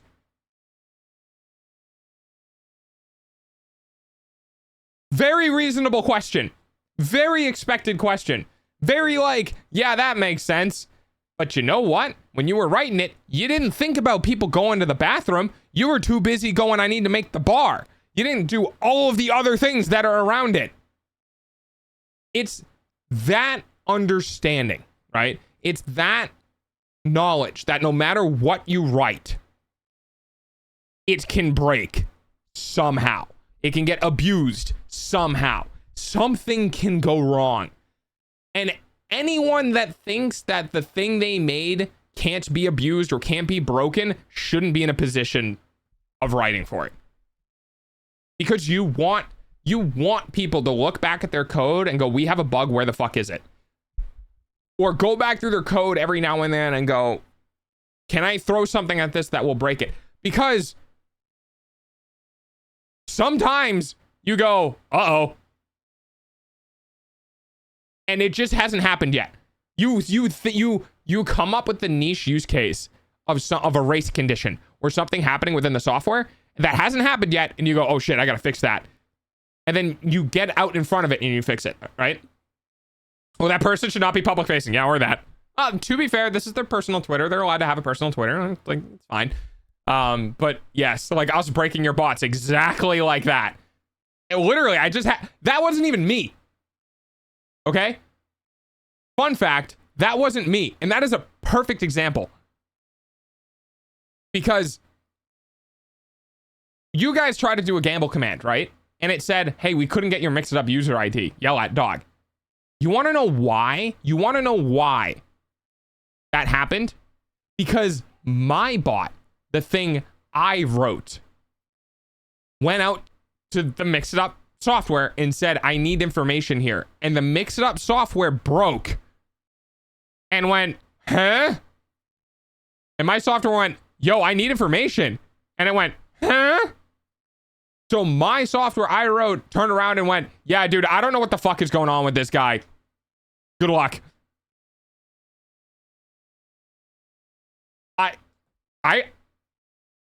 You know what I mean? Like the thing that has, well, he's a single dev now, but the thing that's very prominently tested within the user space, all that thing broke.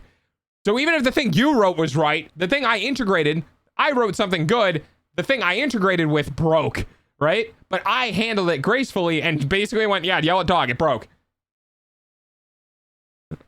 Like, I'm going to on a rant. You do not need to chase someone down to harass them because you do not like one tiny thing. Yeah, exactly. I dodge. Oh my god, this is morals and ethics, parasocial relations again, and people just not understanding personal versus professional because y'all are so fucking parasocial and harassing. Yeah. Like, this is this dude's own personal fucking account. You know what I mean? Like, you can yell at people when they're a part of the company and you're like, you're bad at your job. You need to be let go out of your job, like yada, yada, yada. You shouldn't be going after somebody on their personal account because they're no longer a part of that company anymore. You know what I mean? Like, VTubers started getting banned for fraud. One example Yeah, a lot of the VTubers that were getting banned for fraud were like, do you guys remember the whole God, I love you guys because so many of you are just like, I just watch you. And that warms my little dog heart. But sometimes I remember that I have to explain things to you guys because you don't really watch other YouTubers. And some of you do. Some of you do. But I know there's many people within my chat who are like, yep, it's just dog. And I'm like, perfect. Okay. So you guys might understand the concept of like idol groups, right? Phase Connect on screen. Or well, Vishojo used to exist, right? So there are Niji. Yeah, that's another one. So there are idol groups, okay? There was an idol group called Mythos. I don't know if that's their whole name or an abbreviation of their name, but there was an idol group called Mythos, and they were getting their talents together, and they were prepping for their debut, and something like that. Yeah, they were prepping for their debut, and they created their account on Twitch for their specific come on, brain. Their specific IP within the group, right? So they made their Twitch accounts. They promoted their Twitch accounts. And they were like, we're going to debut XYZ date. Go follow me on Twitch. We'll get things started. We'll have a big kickoff, yada, yada, yada, right? So a flood of people went to these different accounts and they all followed them. And I think within a couple of weeks, potentially within a week, the manager tweeted out, or the manager or one of the people within the group tweeted out, yo, I've never streamed yet because we haven't debuted. Why am I getting banned for fraud? Hi, Gordon. And they posted an image of saying that their account engaged in fraudulent activities and they have been banned or suspended indefinitely. Because the system saw people, real potential users, by the way, who watch other streams. If I remember correctly, it was one of the male members. I think it was more than one. I think it was like 3. I don't remember exactly, so don't quote me. But they got straight up banned for fraud and they never even streamed. Example of this actually was Mother V3, banned for engaging in quote unquote fraudulent activity. Oh, she's got the fucking a pretty the receipts here. Streamer, 314 average viewers, 421 peak. All right. Jesus Christ, dude. It's funny because I look at that number. I look at 314. I look at that number and I go, that's not that big. And then I have to put a little asterisk on that and be like, oh, right. No, it is. No, it definitely is. No, it's huge. Actually, it's pretty sizable. I am just so fucking skewed. Hi, Stefan. Stefan. I am so skewed towards big being like thousands of viewers and not realizing or not like stay down to earth, dog. Stay here. Not realizing that anything above, dude, honestly, anything above 50 is pretty fucking big. You get to partner. Twitch likes you enough and thinks you're going to make them enough money that they want to put a little badge on your name and be like, no, we own you. Okay? Anything above 50 is big. Anything between like 30 and 50 is pretty decent. Anything between, 10 and 30 is like, hey, you're on the up and up. Anything 10 or under and you're small. Anything 5 and under and you're tiny. Like, there's tiny, small, pretty decent, big, very big, and then everything past that. Yeah, it's hard to not see big as 200 and not like 15K. Yeah, it's so skewed. It's so skewed. You see like Queso or Kaisnat with like, dude, hundreds of thousands of viewers sometimes. There are people who have the live viewer count of the 1% of Twitch. Not like the 90%. We're not talking like some people. There are people who have viewer counts that are live viewer counts, live concurrent viewers that are bigger than most people's follow counts on this platform. Yeah. Right, so hard to imagine really engaging in fraud proper. Yeah, and that's another great example. That's a great point of like, why would somebody who's grown to this size risk fraudulent activity? There's no reason to risk it in the first place. How is there no... Oh my God, dude. How is there no fucking proceedings for flagging an account as fraudulent who's a partner? A partner account. Okay? Other people, affiliates, non-partner accounts, sure. Fucking, I get it.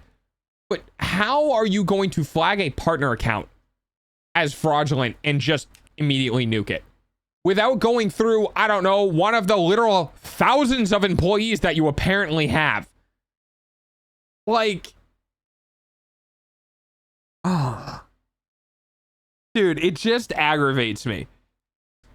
You get so much heat as a company for this, and you don't put in the effort to prevent you from getting that heat. You know what I mean?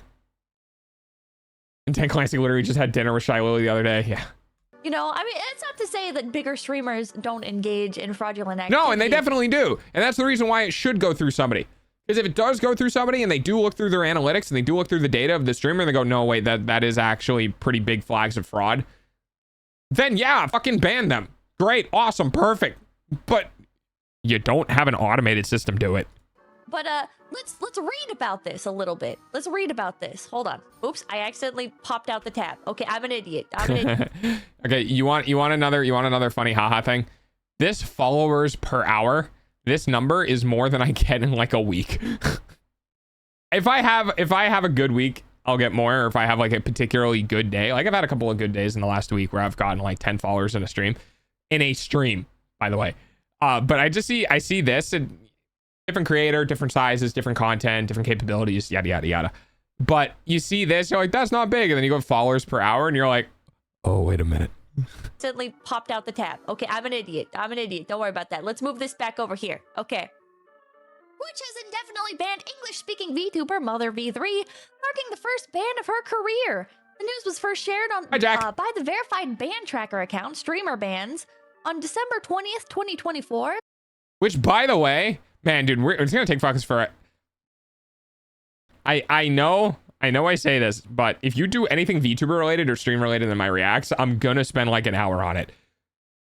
Streamer Bans, the @Streamer Bans account on Twitter is such an amazing godsend for like the general streaming community because it makes it public. You know what I mean? Like it puts it out in front of, so if Twitch does something dumb and bans somebody that shouldn't have been banned or just does something stupid in general, it's immediately public.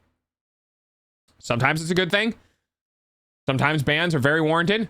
And other times it's like this and people go, the fuck? The VTuber later It's just always good to hold a company accountable, basically. took to her X account to reveal the reason behind the suspension. The streamer shared a screenshot of the message sent by Twitch, which mentioned fraud as the reason behind the suspension. The message added, based on a review of your activity or content, we have issued a global suspension of your... You might as well just fucking say you're banned, dude. I know they never would. But does it bother anyone else? The whole like, oopsie doodle, we're super sorry that we had to get rid of you as the streamer. We feel really bad. We hope you don't hate us. Does anyone else just hate that? Like, I get that, you know, it'd be unprofessional to be like, whoa, rip, get banned, noob. I get that. But I hate the whole companies covering shit with the like, you know, like,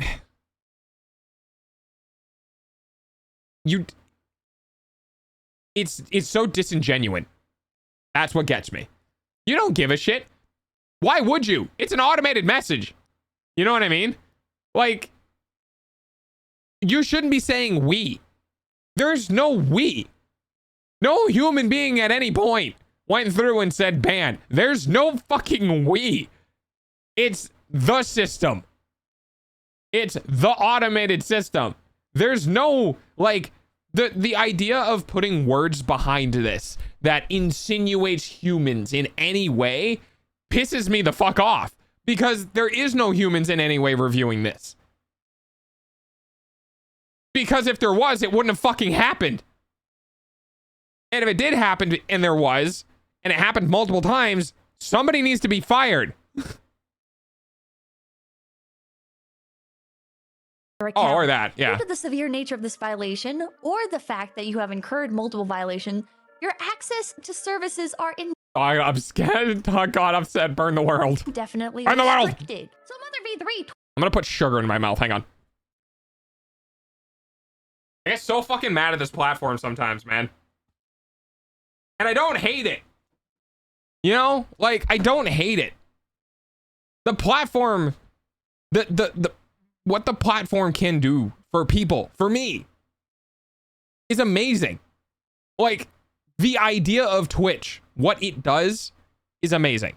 The capabilities of me sitting here live behind a microphone, coming straight to your eyeballs with my voice, and you guys having something where you can directly interact with me, that's really fucking cool. That's really cool. And like being able to support me and being able to like send bits or donations or whatever my way to help me get, so when I'm not streaming, I can buy food. That's really cool. I love the concept of this platform. I fucking hate some of the people who run it. You know? I don't hate the car. I hate the driver. The car is really cool. This is a damn cool car. But what the fuck? Tweets, they said that the violation occurred in purchases, putting in an appeal right now. You know what's funny is this probably refers to people buying subscriptions. You know what's also funny is, so Phase Connect, the company that They said the violation occurred in purchases.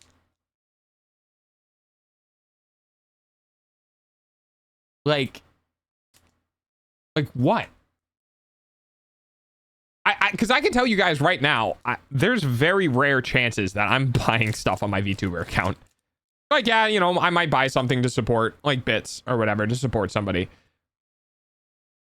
But like, what?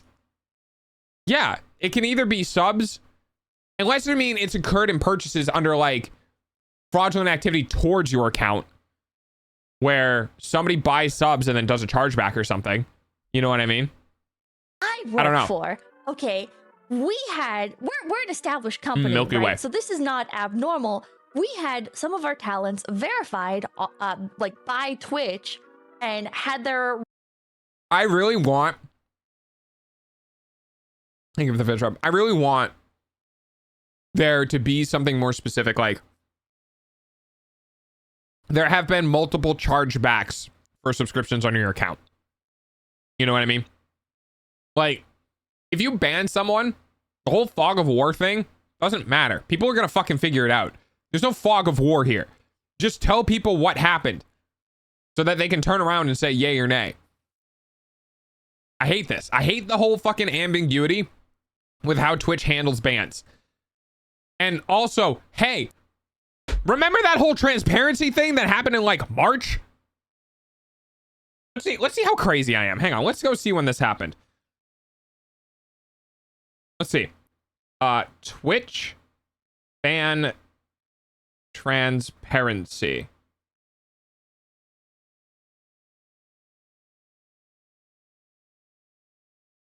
Let's see. Well, this is from February. Yeah, okay. February. Coming soon. More details about our violations.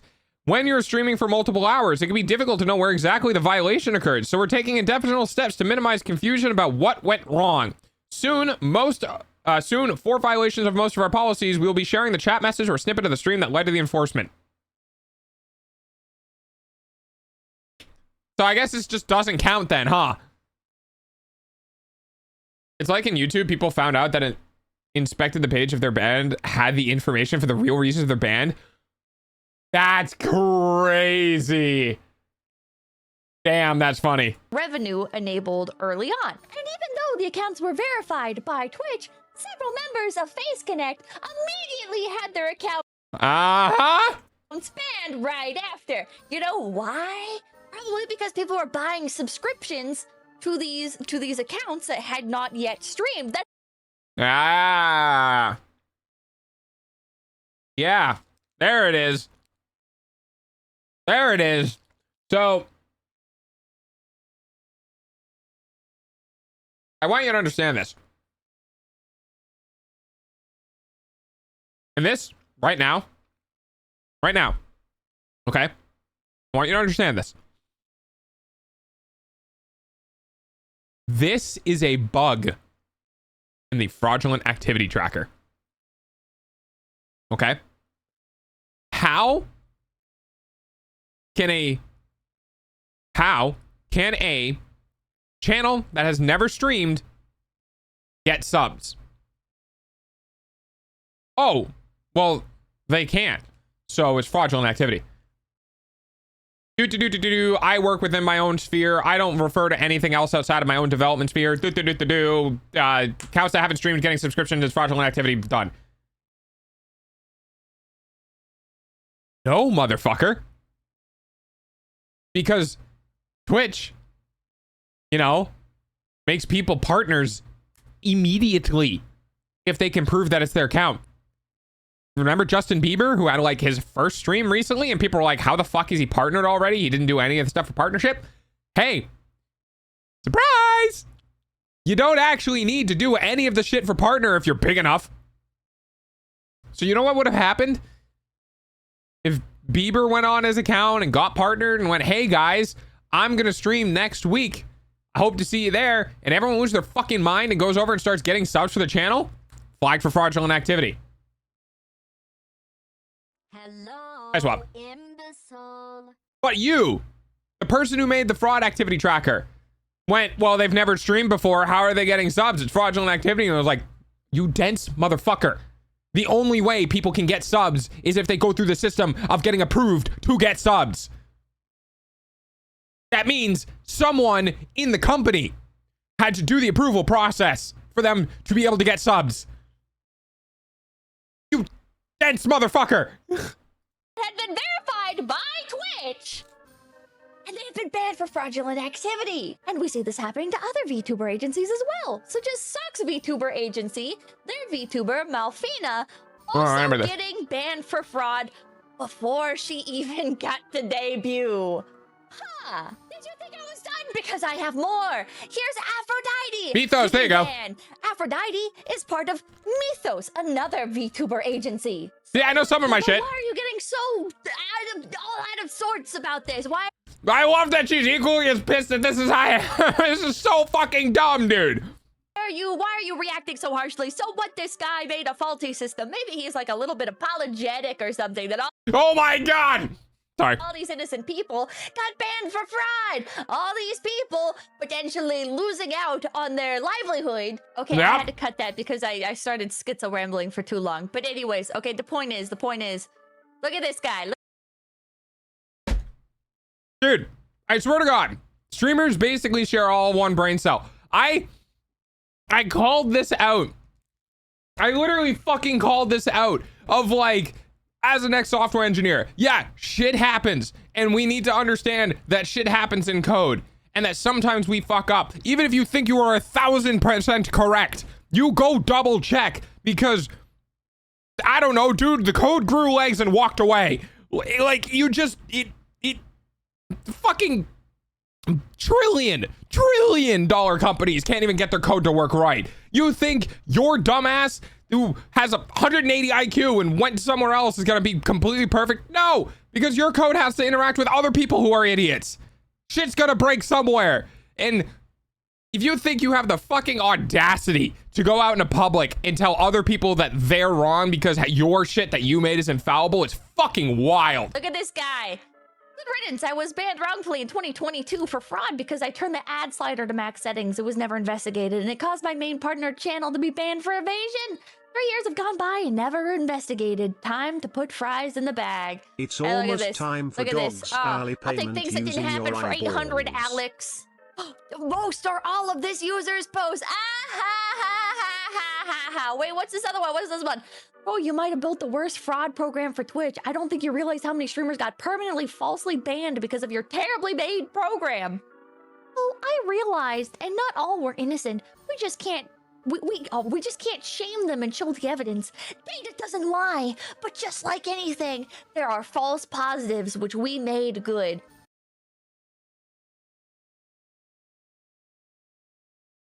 You want to know why this dude probably got fired? You want to know why this dude probably got fired? Because he could never make a system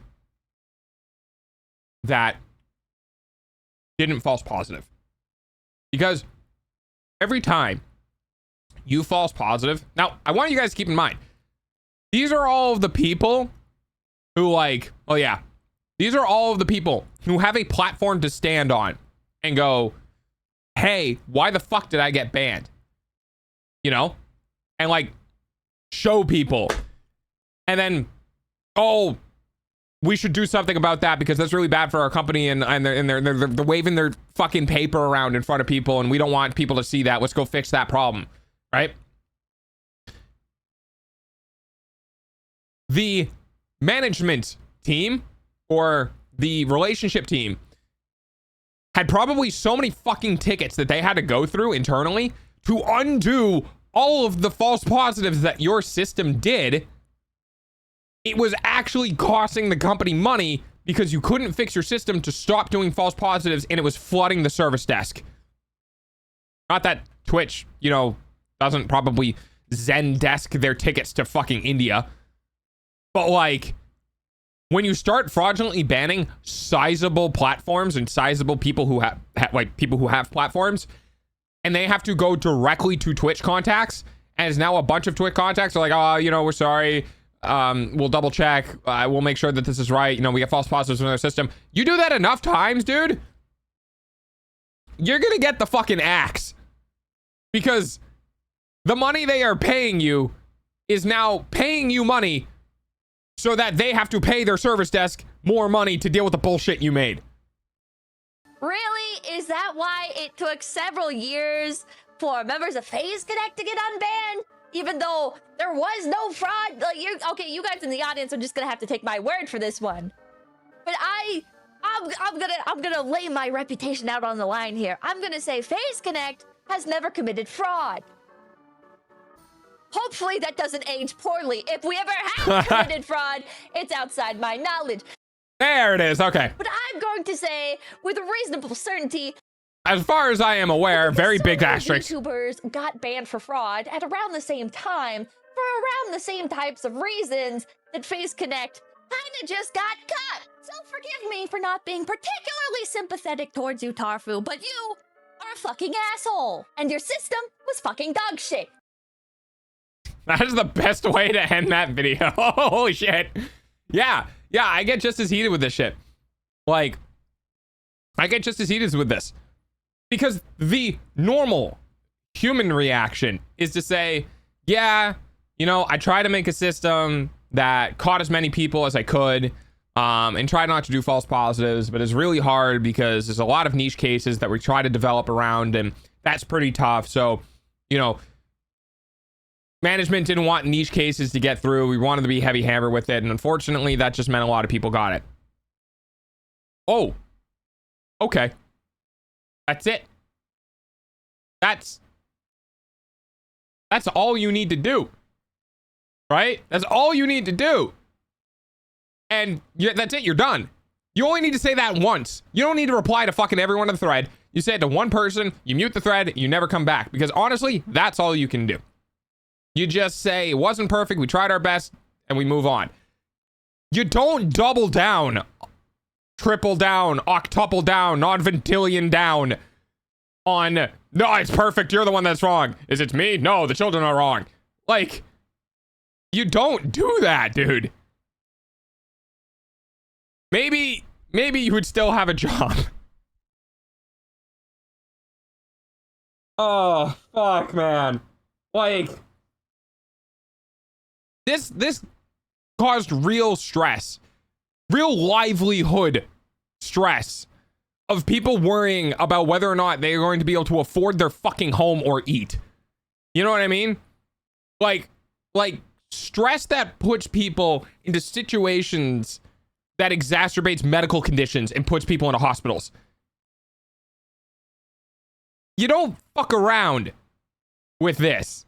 30-day ban, 60-day ban, like, sure. Indefinite ban of you never get your account back ever? No. Software engineers wonder why they have a bad reputation. It's people like that. Yeah. Maybe you might have kept your job. Yeah. Yeah. Dude, honestly, I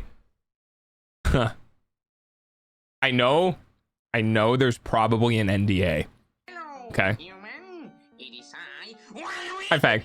I know there's probably an NDA for this, but I would fucking die if somebody took over this guy's job, went in and looked at the code and was just like, I don't know who the fuck last worked on this, but oh my God, this is awful.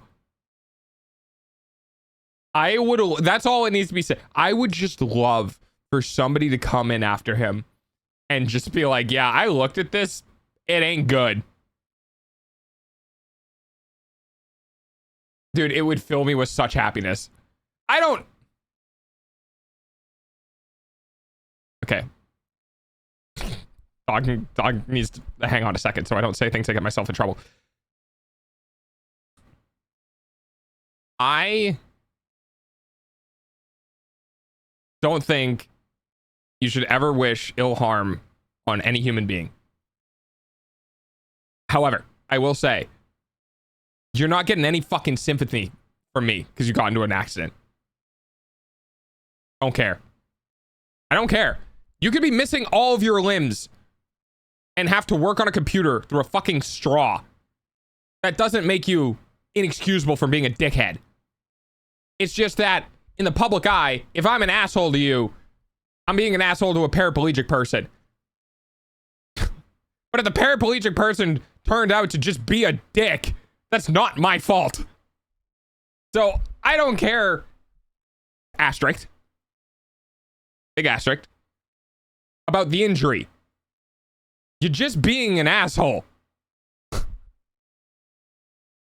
Just don't be a dick. And then maybe you'll get sympathy for, you know, getting into shitty situations. But you don't have any sympathy for me. Because, dude, what if the fucking accident was your fault? I'm not saying it was, but...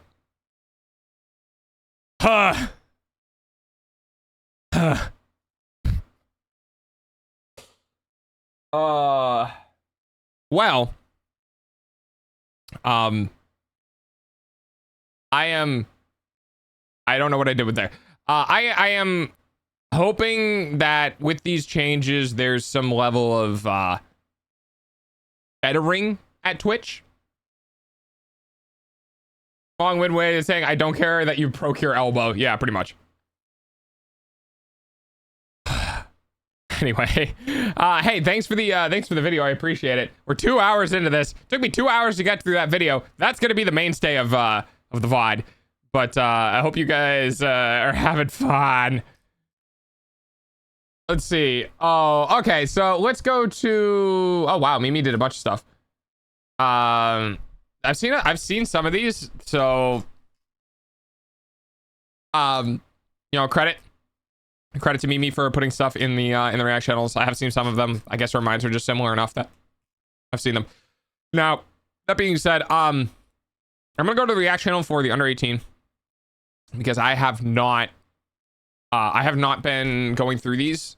I just honestly, I just keep forgetting. So I'm gonna grab some of these videos. Like I said, I haven't vetted any of these, so we'll see how these go. The Neo robot is on a Oh, is this the... Hang on. Is this the... It is. Okay. Okay. Honestly, the funniest thing I've seen all week. This robot existing in a humanoid form and doing chores and tasks for you proved my theory that humans just want slaves. And if it's an ethical slave, then it's amazing. I mean... Okay, so... Is this... Oh, the new robot helper thing? Yeah. Shut up and take my money. Hello? Thank you, Chaotic Chips, for $25. No, the money! Oh, wait, hang on! Hang on! Where's the thing? All right, because I restarted mix up.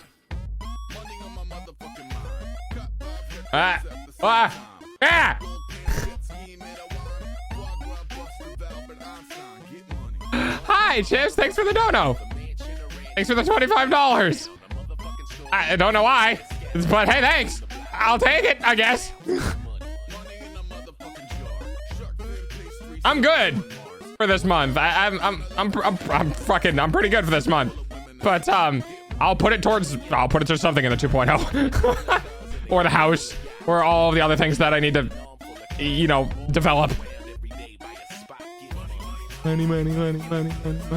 I don't like those robots. I hope they explain all the stuff. Treat yourself. I just finished an entire Milky Way bar. Dude, you guys can't. My brain is like, you guys can't keep sending me money. I'm just gonna keep buying snacks. And then I realized, oh no, wait. I need to have self-discipline to not buy snacks now.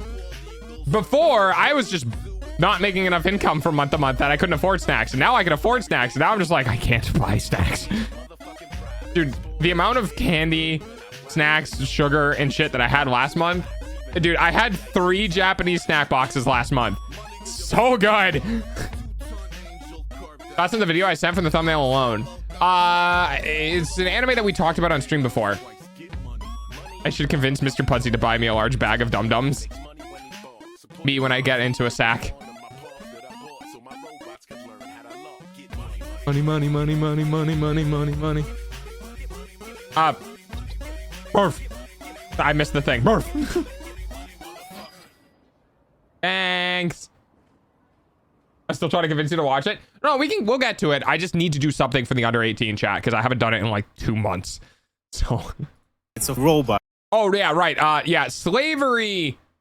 Slavery technically is only slavery if the person has free will. If the person doesn't have free will, it's not slavery. It's just a robot. Who cares? There will be house robots, yard robots. When I first saw Neo, I immediately thought, it looks like there's a soul trapped in that thing. And No, there's not. turns out there is. The main Yeah. issue with this robot is that nearly everything they showed the anime. this dude doing Yeah. was being remote controlled. I just don't have time for anime. I managed to watch 2 in the last like 6 months. By a dude with a VR headset. And who is the voice I'm hearing right now of Neo? I am a remote operator in a different room in the building. And what's your name? Turin. And I think that ruins everything, honestly, because it would just feel fucking awkward. Like telling some dude in another country to get me my red. Now this is a level of slavery. Because this is like some dude in some third world country who's definitely not getting paid enough to have to walk around and do work in your home instead of somebody from that country getting paid a minimum wage to do work in that home. Like, that's not good. Like, what the fuck? At least butlers get paid good. I'm gonna tell some dude, hey yo, mop my fucking floor. A job I would happily do. Yeah, I mean, it's still mentally draining, right? Because like, if like, what are you gonna do? Walk around and for 8 hours and just stare at the guy? Like, you're still doing work. You should get paid adequately for and it. be sure not to miss anything, or I'm gonna call Paid your. well, yeah. That's kind of the kicker. Is that do you think these companies are, you know, ethically sourcing the robot operators? Or do you think we're just making robot operator sweatshops? We've moved away from shoe sweatshops, and now you're just robo operator sweatshops. Or telecommunication shit. You know what I mean? Like, there's a reason why there's no support companies in like the United States. offices and fire you. And you know what? They can also talk back. So you're basically paying $500 a month to get access to a person from the third world to be at your home all day, see all. And do you think the person from the third world country is getting the 500 USD? No. No, they're fucking not. They're probably like a month. They're probably getting like 100, if that. Indian Neo Robot Neo sweatshops. Yeah, exactly. Are you going to rate your operators like in an Uber so they get used again or something? That is, dude, that is 100% going to happen. Actually, Mimi, real talk, that's probably exactly what's going to happen. So they fire people who don't do the best work. Like Amazon tracking their, and this is real, by the way, Amazon tracking the eyes and face of their delivery drivers relative to their environment, so they can tell if that person takes their eyes off of the road for like more than half a second. That's real, by the way. Your rooms, do stuff around the house, and they have to follow your every order. You have a slave. You're also going to talk to it like, can you grab me a water bottle? I'd rather hire a cleaning. While behind it, it is. Okay. Okay, question.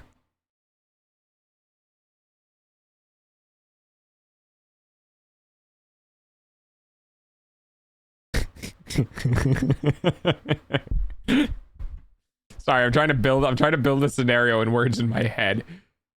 Let's say I am an individual who makes a good enough amount of money. All right. And I hire a maid. And the maid is pretty good looking. You know, keeps themselves tidy. Good work ethic.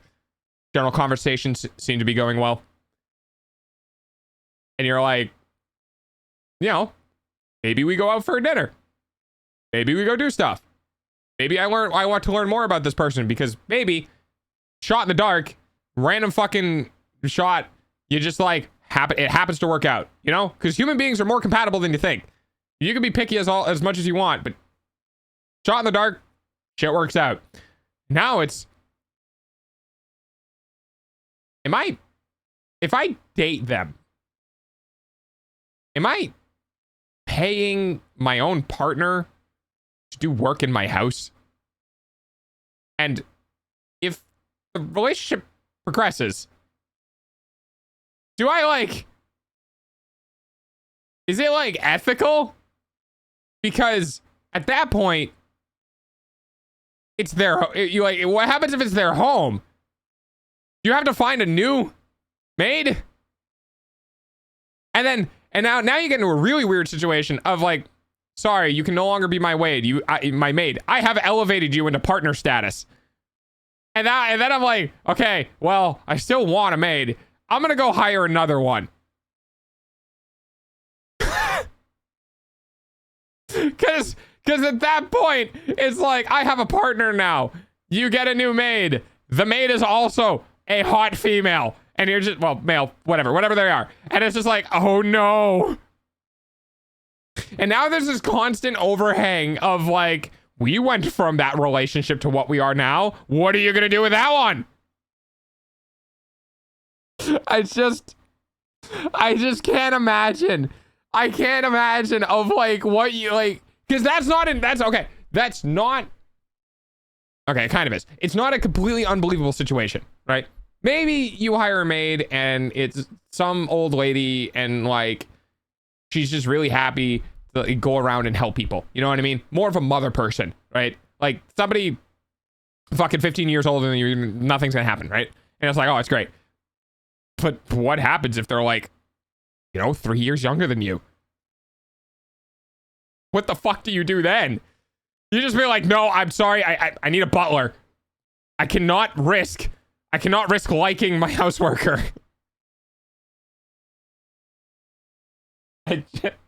It's just,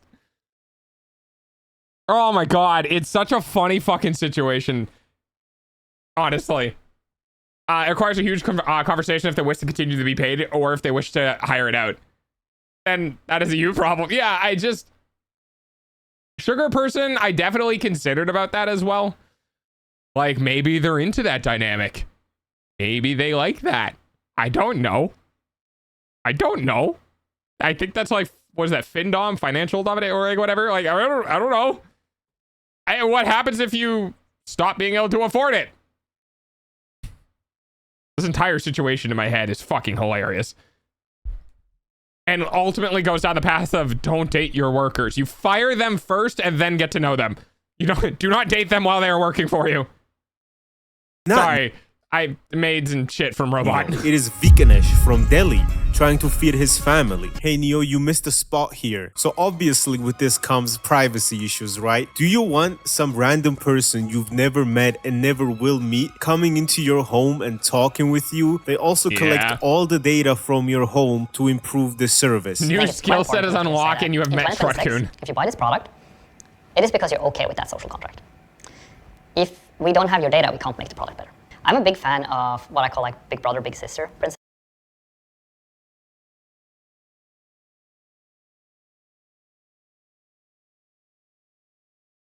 Dude, those flags aren't red.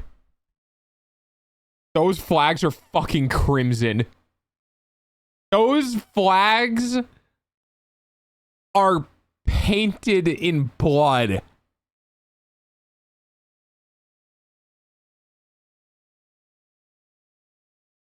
I'm really looking forward to when this company goes under.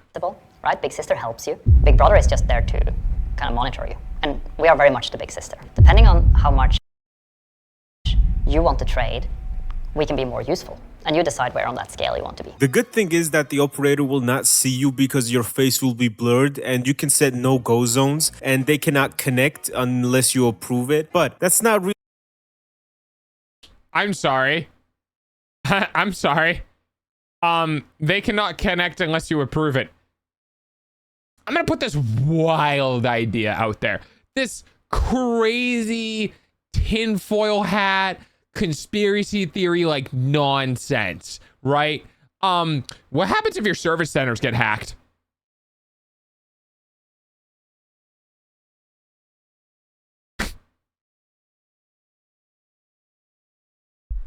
Like, crazy thought, right? I know. I like, it's out there. I'm wearing a tinfoil hat. It's insane. What happens if you just get like a WannaCry virus on your system and they just fucking connect to it anyway? Crazy, right? What? Oh, and now it's in your house. Yeah. And has autonomy and can walk around your house and go to the kitchen and get a knife. Do you see where I'm kind of like going with this? Yeah. Nah. You stay the fuck away from anything. You are not getting anywhere near a local access network, my guy. I am taking out all of your antennas. I am taking out all capabilities of anything that is wireless inside of you. You are a localized AI. And even then, I'm putting you in the cage at night. Jesus Christ. Really good enough if you're collecting all the data about a person from their home. The CEO is from Norway, and seeing as he is from a high-trust society where nothing... Doggo, it's an internet always on. Well, it goes in a Faraday cage. I'm putting my robot. If I get this robot, which I'm not going to.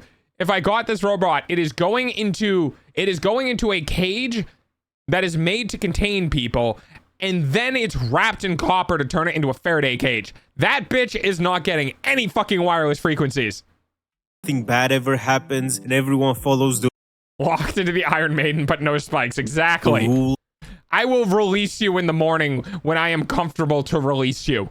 And dudes ride their bicycle with their boyfriend on the back to work while holding hands and kiss, and everyone is happy and rich. It makes sense. But the CEO also said that by 2026, it will also be able to do most of the things in your home autonomously without it being operated remotely. First of all, these are just promises.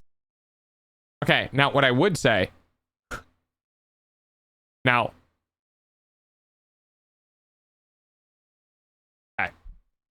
This is a amazing accessibility tool.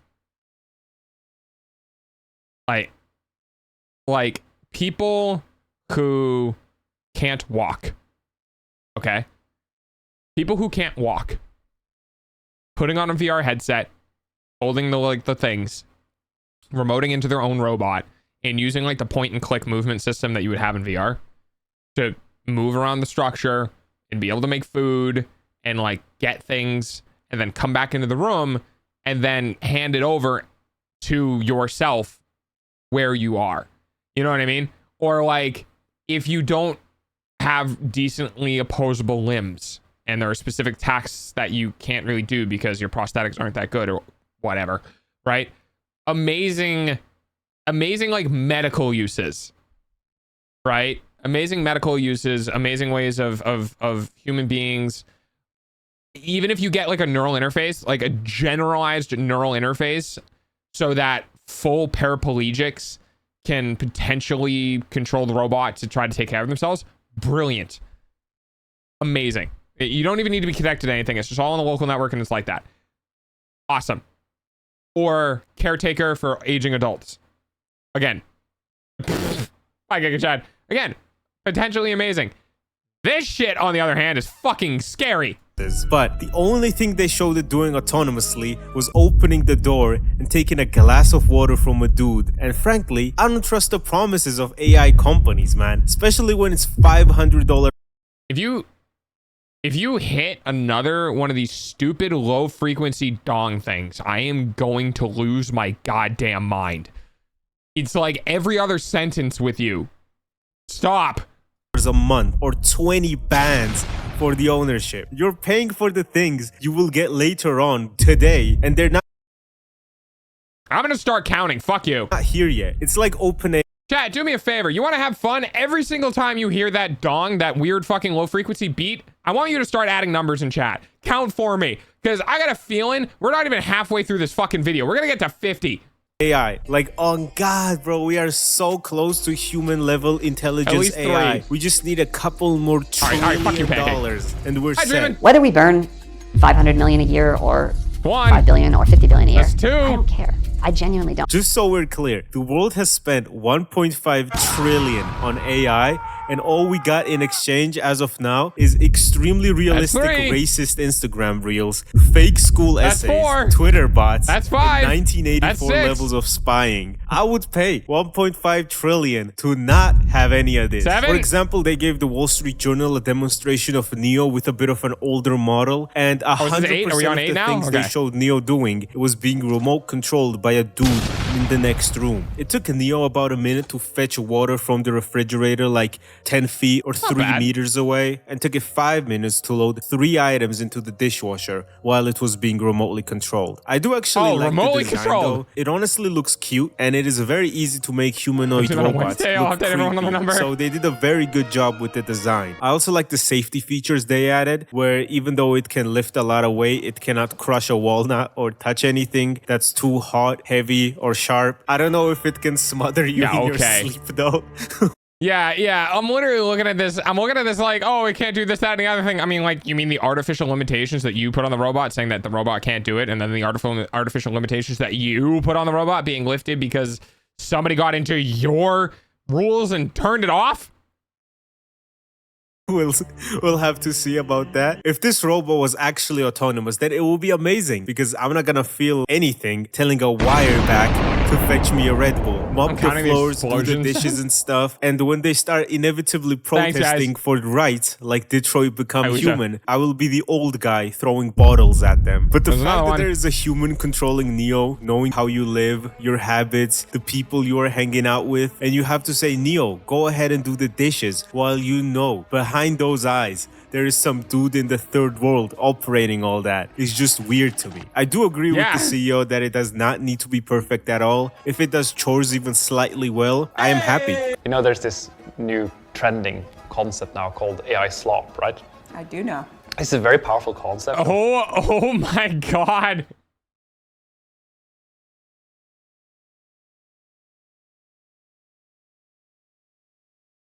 She does not want to be there. She does not want to be there. She does not. Oh my fucking god, does she not want to be there?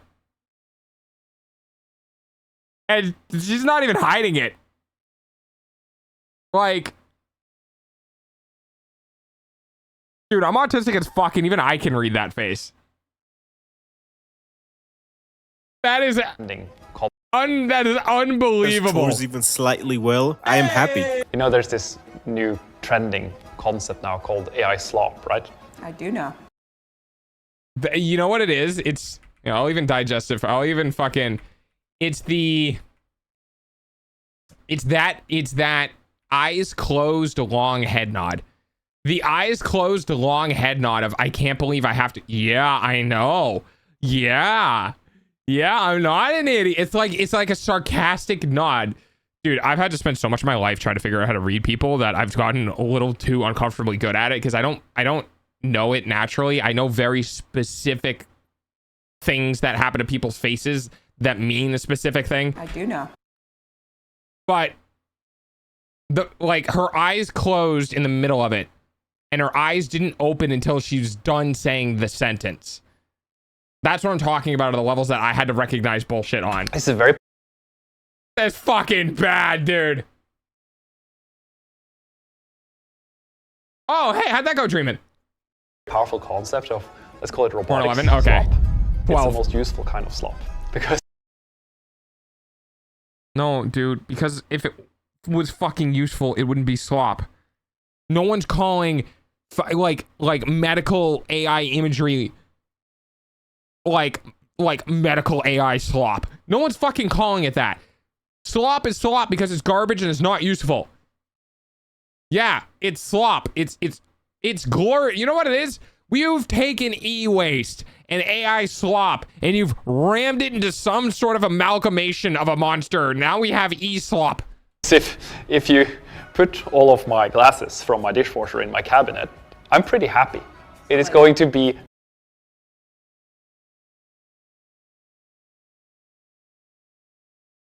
This is the equivalent of, like, God, how do I say this? Human beings hate fucking waiting. Okay? Human beings hate waiting. Human beings, when we go to do something on a phone, right? You know what people love to do? And I do this too. I love using my phone to set timers. Or I love using my phone to set alarms. Because I don't like going into my phone, going to the clock, going to find the fucking timer section, putting a number in, making sure it's AP. Like, I don't like doing that. You want to know why we do that? Hi, Koishi. We like doing that because it's fast. Because saying it and having an assistant do it for us is faster than us doing it. You know what's not fast? Telling your assistant to call somebody and it asks you 6 different times for their person's name, trying to clarify because it keeps either getting the wrong name or the wrong thing in your book, and you just pull out your phone, you fucking do it anyways. Okay? Human beings hate interacting with things that ultimately just end up taking longer than them doing it themselves. That is this entire thing's fucking existence. Because unless you don't have to micromanage it, I'm not going to wait for my robot to put the dishes away if I could just put the dishes away immediately. The only time this ever gets useful is if it is autonomous fully. Do you think the word conjugations exist? Yeah, exactly. People love Roombas. Why do people love Roombas? Because it means they don't have to sweep. I want a Roomba. Well, maybe that's what I can do for a goal when I get the house finished. Huh. Okay. I want a Roomba. Why? Because I drop shit. I drop crumbs. And I don't mean like fucking plates of food. I mean, I'm eating a cracker while I'm walking across the kitchen and I'm not paying attention and some crumbs go on the ground. You know what I mean? Like natural human being existing, eventually dirt builds up and you have to sweep, right? I would love to get a robot that at like bedtime, you know, goes around and cleans up and I hear it go off and I'm like, fuck, I need to go to bed. Because now it's an alarm too, right? If I set my Roomba to clean the fucking, the first floor or whatever at like 10 o'clock at night and I'm in the middle of programming and I hear the little bitch go off and I'm like, shit. Amazing little convenient alarm and it washes my floors, okay? Awesome, great, fantastic. This thing's gonna get stuck on a door. This thing's gonna get trapped in the bathroom somehow. Not perfect. Googly eyes and raccoon ears so we can have Raccoomba. I do like that. Raccoon. And we could support getting your Roomba holiday outfits. That would actually be great.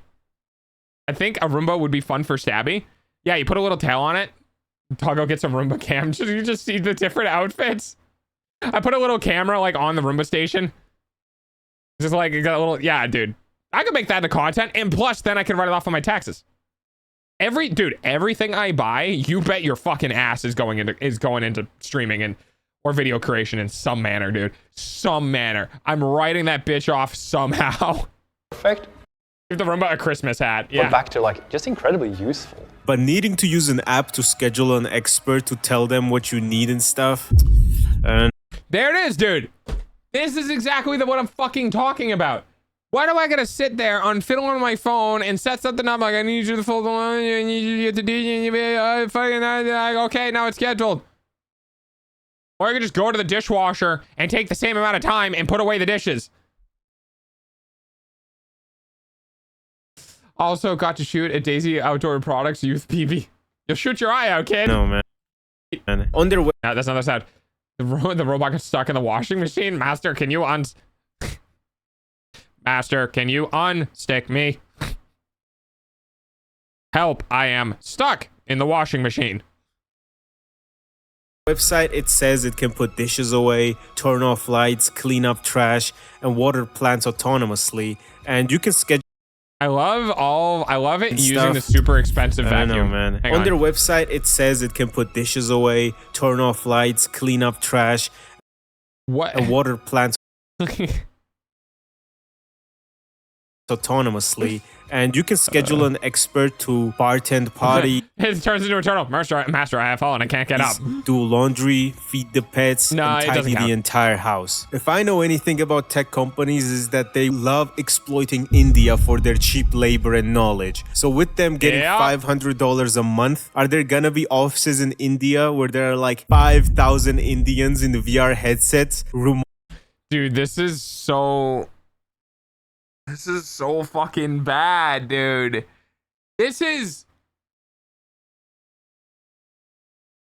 so... Okay.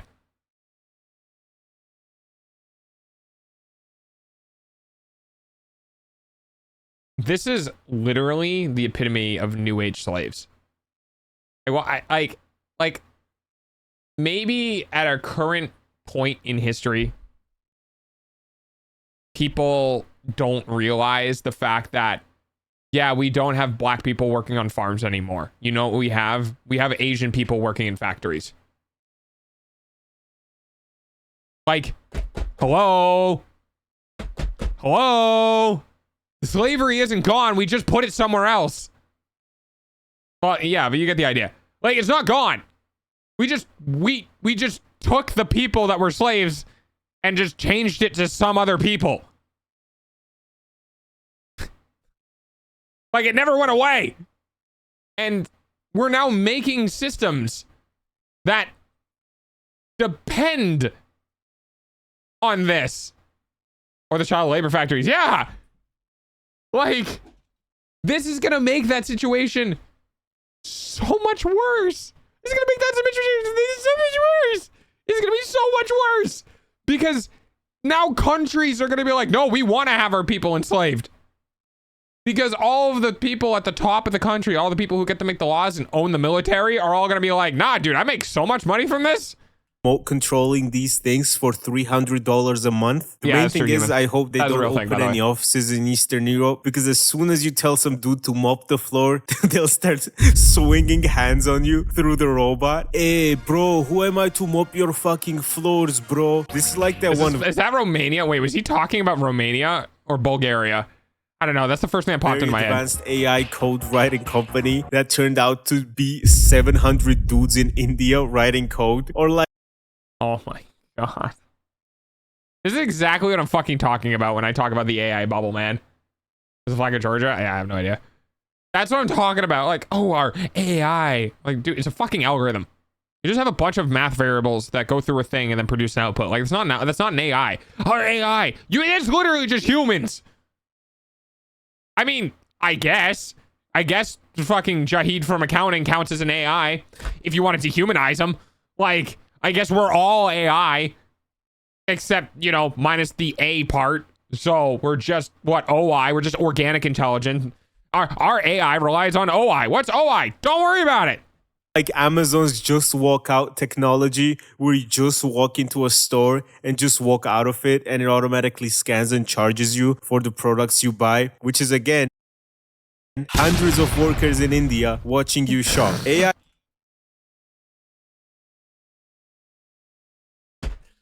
Dude, I can't fucking do this. This is, oh.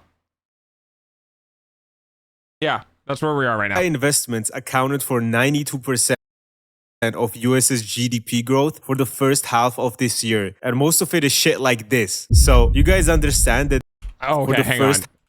AI investments accounted for nearly 92% of the US GDP growth.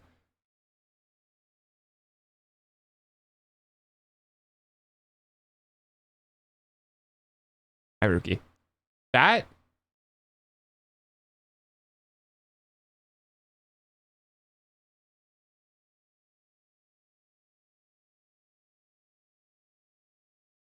fucking terrifying. Because, like, where does that come from? Where does that come from? Because where, like, did we just make up money?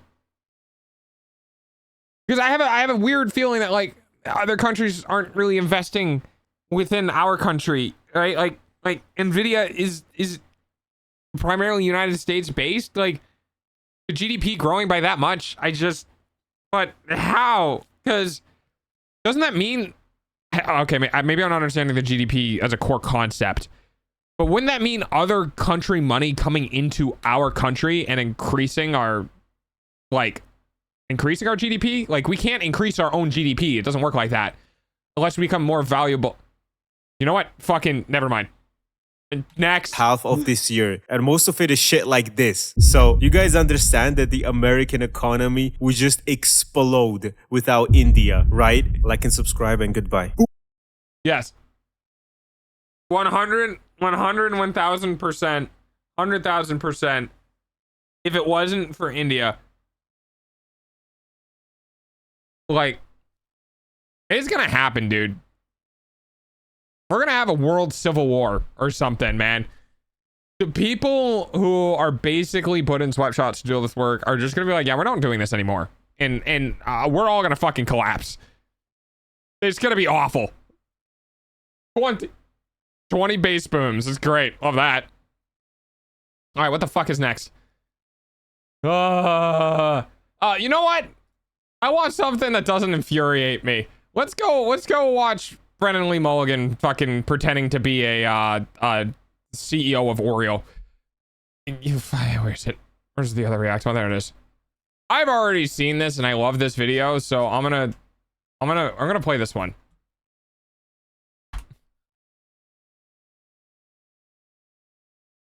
I love this man. He's so fucking funny. Give me the video. Give me the happy juice. Give. I'm uploading to Twitch. I know. Okay. Hey, gang, what's going on, everybody? Oh yeah, this was 4 years ago. This is in 2021, by the way, which was 2 years after COVID happened. Haven't been here in a second. How are we all doing? Well, this is Craig's birthday video, right? In accounting? No, this is a promo shoot for Oreos, for the product that we make. Oh. Okay, yeah, of course. Hey gang, my name's Carl Box, and I'm the proud CEO of Oreos, Milk's favorite cookie. We want you, our loyal customers, to know that here at Oreos, we don't take our position for granted, and we will never rest on our laurels. That's why we've been hard. I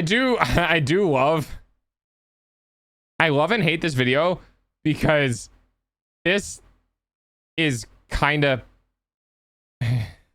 exactly what companies do. I'm looking at you, Intel. Work innovating brand new ways to enjoy your favorite. Have you seen the dumb how it's actually made videos? I have. They're great. Double stuff, all of your favorite flavor varietals like golden, mint, and Halloween. Sorry, gang, can we stop here? Can we pause down for a second?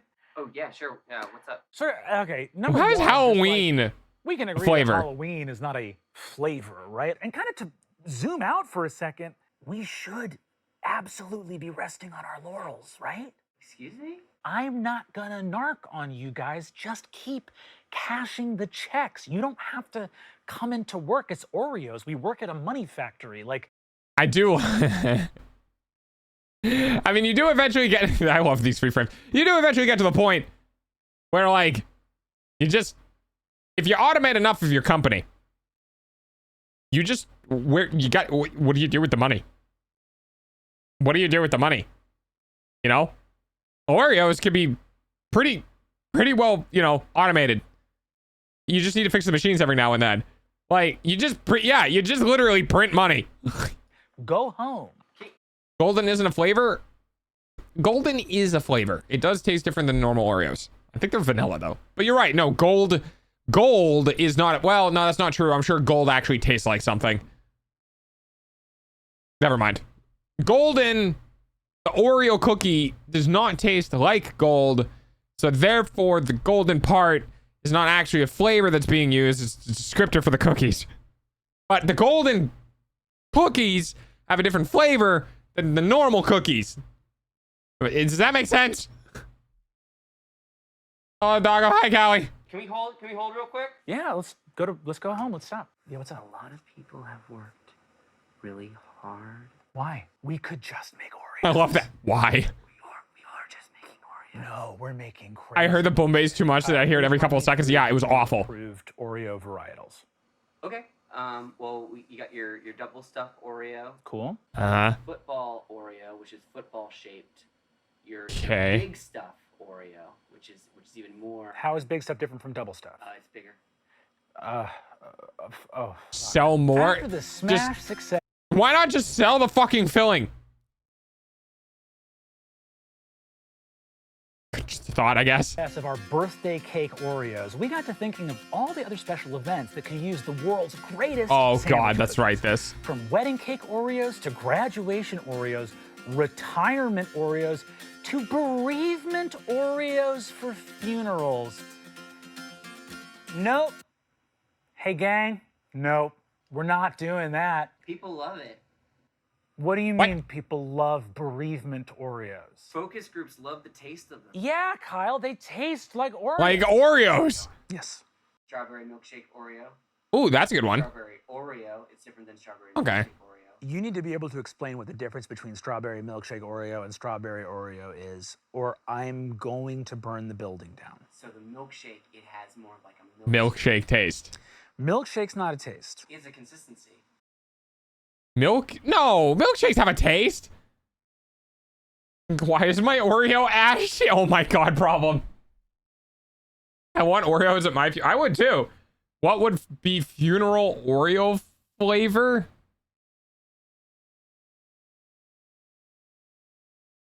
Oh, that's mean. Oh, I shouldn't say that.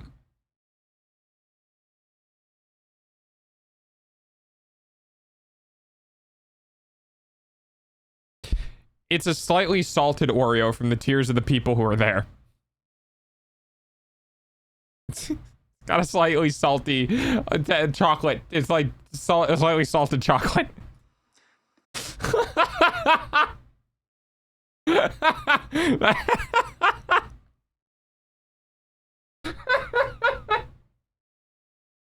I told you I shouldn't say it. It has the consistency of a milkshake, this cookie? No, it has the consistency Of an Oreo, right? Yeah.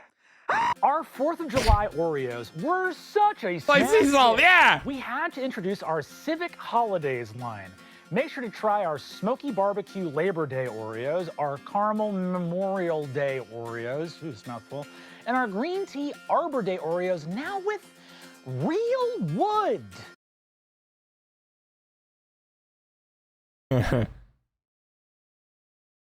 Green tea Oreos. I don't know if that would go over well. I mean, definitely not with wood in it. But like,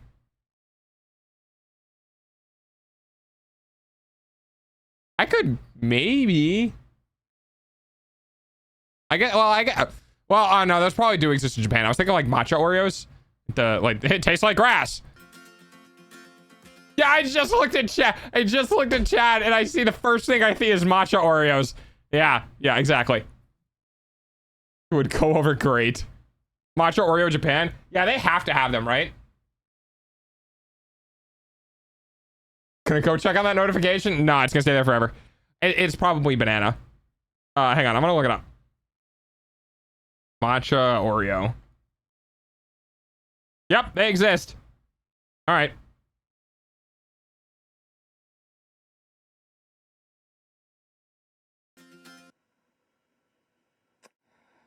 What?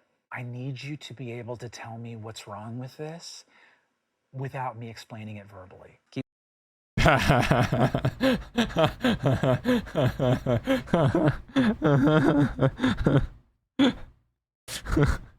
Has anyone been in a management position before?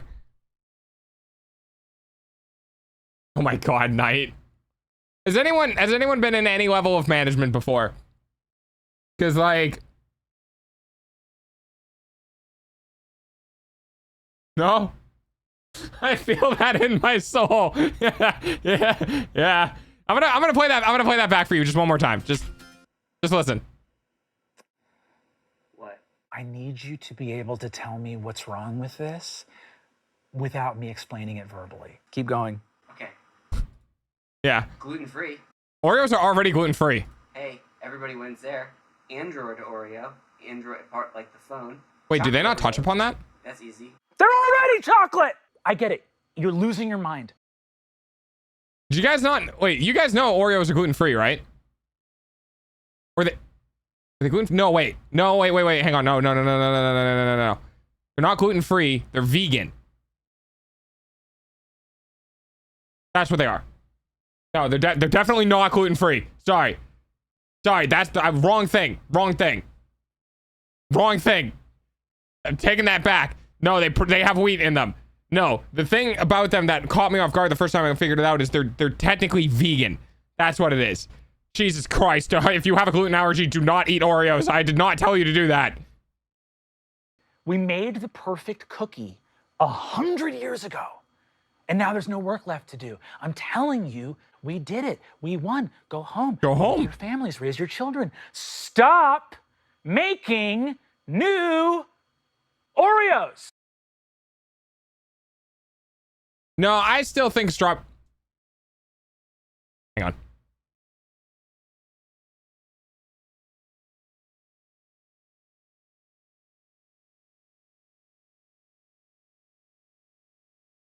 Wait, I see something. Oh, strawberry shortcake, that's not what I want. Maybe?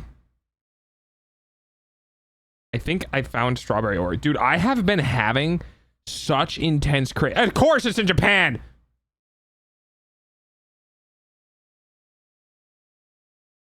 Fuck you, Japan. Why do you gotta have all the cool shit? Anyway, I've been having very intense cravings for strawberries. Honest question for the marketing department. And Oh, hi, Allie. My birthday is on Wednesday. I'm so excited. Let's go! Happy birth! Wait. I think we've talked about your age on stream. You're old enough to be adult. I don't think we had a specific age. Oh, I thought you were 19. Are you turning? No, I shouldn't. I'm also on a little birthday trip in Montana. I went to Yellowstone. It was fun. Oh, that's good. Hey, if you could stop by for your birthday, go ahead and I will give you a shit ton of kibble. Not that it means anything anymore because the market's been absolutely fucking destroyed. But yeah, hey, happy early birthday.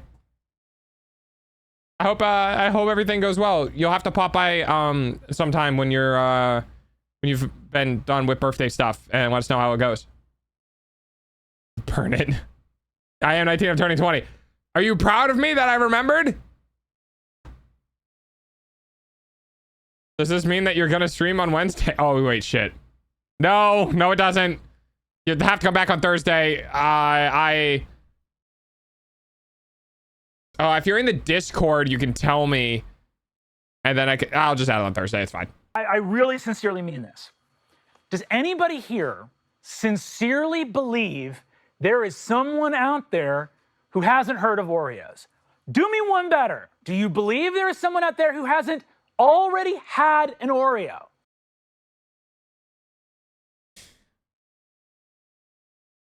The chat, is anyone here who's never eaten an Oreo? I'm turning in December. I am also turning in December. You're all of age? Yes. I don't, like, we're not an 18 plus chat. Just most of my chat is 18 plus. My dog. Can I lie and get a free Oreo? No, you cannot, Budsy.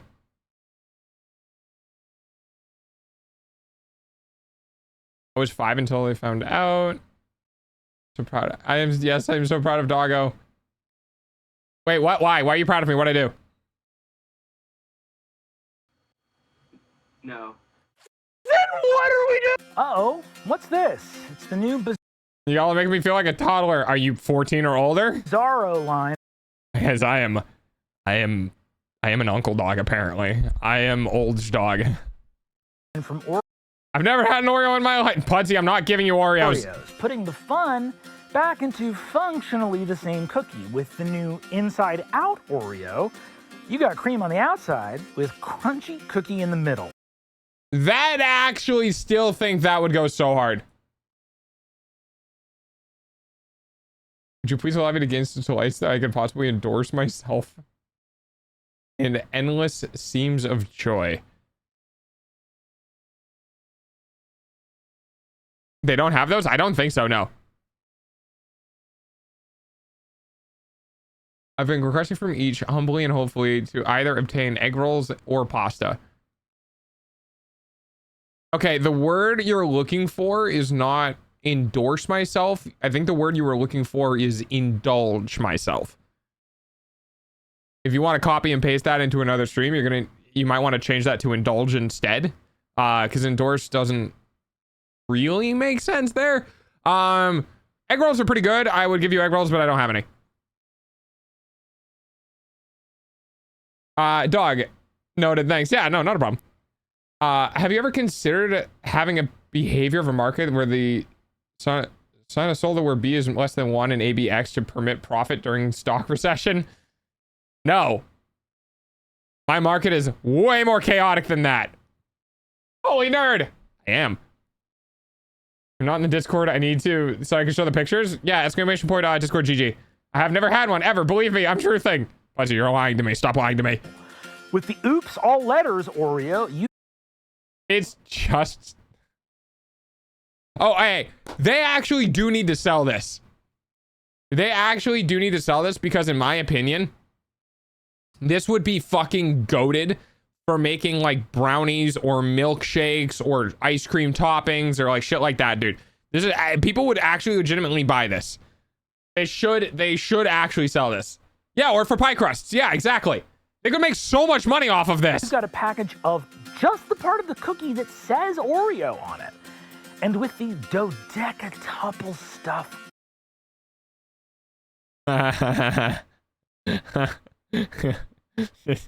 Jesus Christ. Oreo. They sell crumbled Oreos though. No? And like just pie crust? I don't actually know if they do. Kids like pixie dust for their dust. Oh yeah. Hang on. Dodecatuple stuff? That's just normal stuff. I want a dodecatuple stuffed Oreo, doggo. No, I'm not buying these for you. Hang on. Ori. I'm looking this up. Oreo dust. Oreo small cookie crumbs. Cookie pieces. They do. Wait, they actually do. That's so funny. I wonder when they started selling these. Over 2,000 bought in the last month? Jesus Christ. Somebody figured out that... Oh shit, no, wait, we can actually just straight up sell the dust. Enough. The madness stops. It's almost here. Time for dogs. Do you hourly see payment that using there your is eyeballs. nowhere else to go? And Alexander... One more hour. Ordering crumbs are a thing. I have them in my store. wept, for there were no more worlds to conquer. We done did the good cookie that everybody like, and now we get to go home. Can you at least just look at these billboard and bus stop samples? What do we need a billboard for? What do we need a billboard for? You know where a billboard is? Every cookie aisle in the world. Okay, well, I wouldn't say Oreos all over the world. All right, well, I'm Sag. Anyway, pizza for dinner. I gotta eat. Bye, doggo in chat. Did I miss something? Hang on. It's not working. I'm not in the Discord. Oh, hang on. Hang on, Allie. Are you... You might be getting caught by bot stuff. Give me a second. I'll go take a peek. Oh, the join lean lobs. Yeah. Yeah, we've had other people have issues. If you're on mobile, we've had people have issues getting on the server on mobile. You might need to log into a web browser on your phone to get into it, and then it will pop up on your mobile device. But if you're having issues getting to the Discord server and you're on a phone, this has not been the first issue that we've had with it.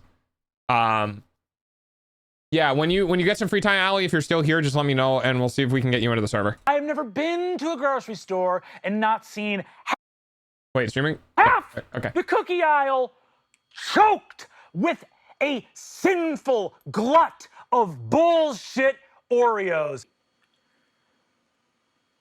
Oh yeah, I forgot that was a thing. I ranted on stream about companies putting HD. All right, yeah. Let me know. Hey, go have pizza. I hope your birthday goes great. Let me know how it goes on Thursday. And then we can try to get you into the server. Yeah, so HD used to be a thing where they put marketing, they put high definition on everything. I completely forgot about putting Wi-Fi on everything. When Bluetooth Oreos? Oh my god, wait. They should make Bluetooth Oreos where the dye for the cookie on the inside is blue and it's like run over, so when you eat Oreos, your teeth get dyed blue. That would be so fucking funny. Antidepressant Oreos. I mean, you could put you could put antidepressants in Oreos and just have it as a dose. Like you crush up the powder into the Oreos and just like your pills are literally in the Oreo and you have 2 Oreos and then like, congratulations, you took your antidepressants. You have a poison in your mind, and the fact that you can't see it makes me so sad. We work really hard. Don't. Oreo soft cookie. We work really hard. Don't know that over 5,000 people in the world have never had regular Oreos? There's some yellow unflavored ones. Like in Lunchables, but upgraded. Wait.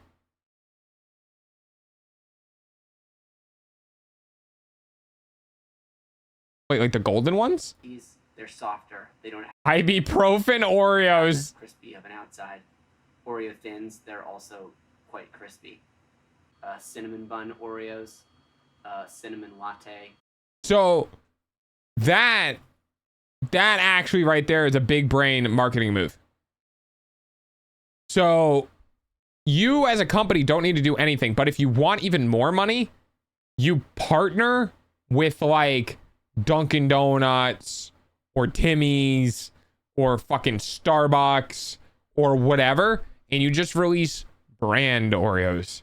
They're Oreo flavors that are specific to like a brand company. You know what I mean? So you get like blueberry muffin Oreo, and it's like a partner thing with Dunkin' Donuts, right? Or that you get like coffee chocolate whatever Oreo, and it's like for Starbucks. Fuck it, dude. You can have a Home Depot Oreo, and it just tastes like rum. I don't know. I tried thinking of things, and all I got was metal shavings, wood, cigarettes, and drinking. For Home Depot, that's what the first thing that popped into my head was. Oreos. They aren't that nice. People aren't missing out. Yeah. Fool, and we have built a temple to It madness. tastes like sawdust. Cupcake Oreos. I would buy Home Depot rum Oreos. See? They taste like daddy issues. Is that? No, that's gotta be mommy issues. That's all the men going there to get shit. No, daddy issues is the bar.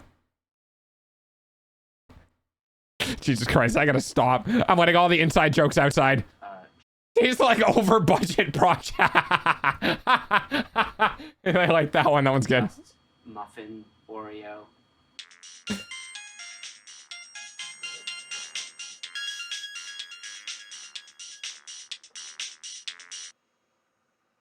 Hello? Craig! What's up? Guys, Craig, happy birthday, my guy. What's up? Yeah, I'm in the office right now. Oh, man, it's great to hear your voice. You taking it easy?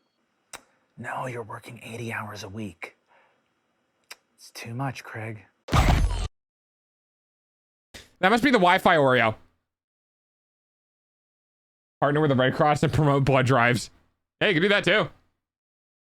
Oh God. Sugar-free Oreos, and it's a partnership with the Diabetes Foundation. We've made sugar-free Oreos, so now everyone can enjoy the Oreos. Oh God! All right, going back to the React channel. Oreo. It tastes like an Oreo. STT Oreos. Okay, not that one.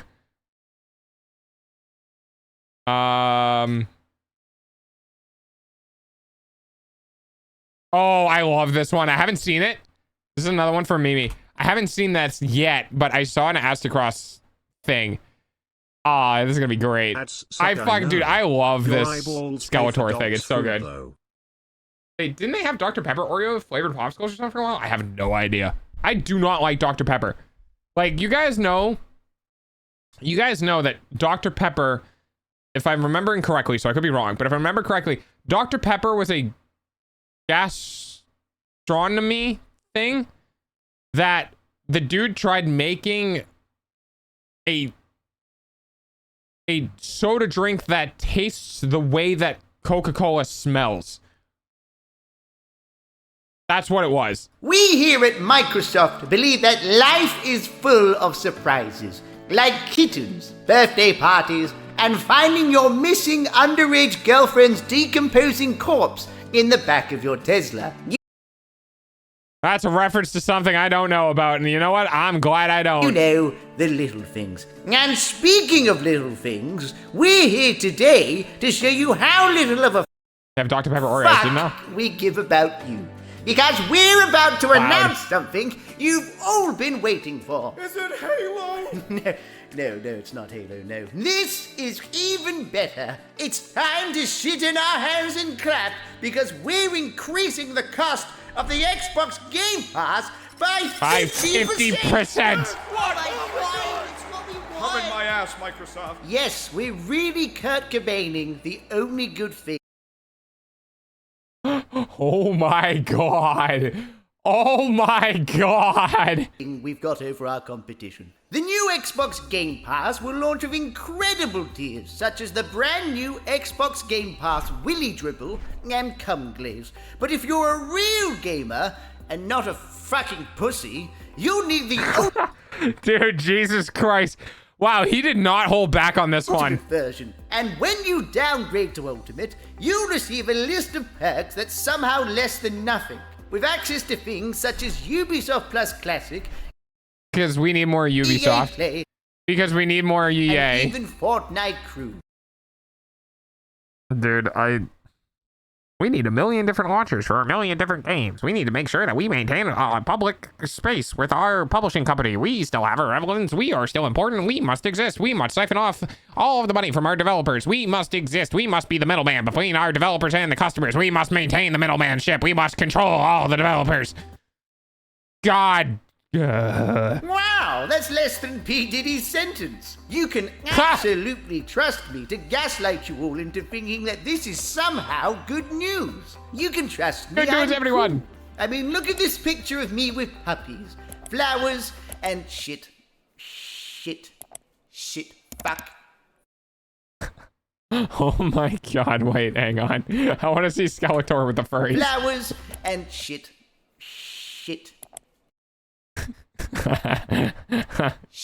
Fuck. Ah, that's a good one. Fuck. Well, you get the idea. We've received really drawing some parallels, huh? a wider range of feedback from our shareholders on how we can exploit you Don't worry about it, Em. No, it's 360 fine. nostalgia. So we've decided to make our Game Pass $360 a year. Yeah. I'm so fucking horny. We're doing this out of love, and not because we lost $300 million. Yeah. Who the fuck could have saw that one happening, huh?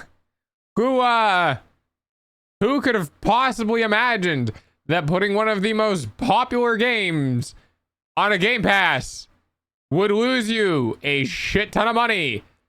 Because most people play Call of Duty for all of like 80 hours and then stop playing the game forever.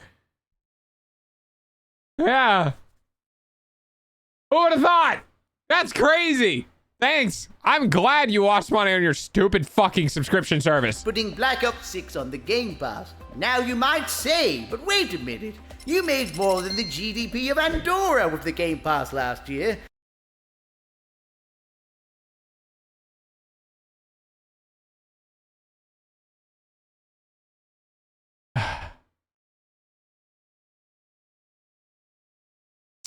Yeah, we really do live in a time, huh? One service, by the way. One service in one company just straight up made more money than an entire country. Great. I love this world.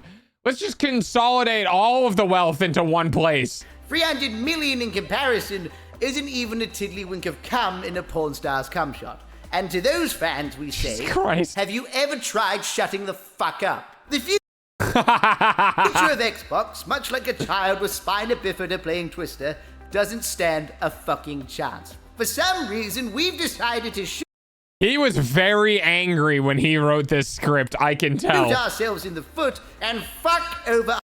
It's a city state? It's still a lot. Didn't Microsoft also say like 30% of the code is written by AI? Yeah. Yeah, they did. And then there was a bunch of problems with Windows 11. And base like they're in the back of the Bonnie Blue Bang Bus. And many of you would say that you've just handed the console wars to Sony by doing this. But remember, you can't lose a console war if you never even turned up in the first place. Xbox, this is how we die now. There's nothing that can stop Microsoft from killing the very memory of Xbox gaming. Hey! Fuck's sake, what? You have forgotten about the prophecy. The prophecy. Yeah, I heard about the prophecy too. What the fuck is that? Why are there 2 more minutes left in this video? What happened? Noises. What? What are you Shock babbling noises. about? The mythical prophecy of legend prophecy. The prophecy. Oh my god, he's the prophecy. I am scared of women. Well, that's bullshit. There's nothing in this episode's script about a Oh, wait. What does this prophecy speak of? God, I hope somebody fights for the script. Wait, hang on. I'm gonna read this out loud because this is fucking funny for people who are lurking. So he pulls out the script. The script on the page says, "Shit happens, yo." And then, "Old man, you have forgotten about the prophecy." The crowd acts shocked at this reveal, and soft whispers about the prophecy take place. Skeletor looks around. However, he doesn't believe what he's hearing, so he inquires further. Skeletor, what is this prophecy that you speak of? The prophecy subplot begins as the scriptwriter couldn't think of an interesting way to get the ending, so threw this shit in to pad the story out. God, I hope somebody got fired for this script. Skeletor discovers that the prophecy is in fact real and laments He-Man to be in the audience and discovers some information.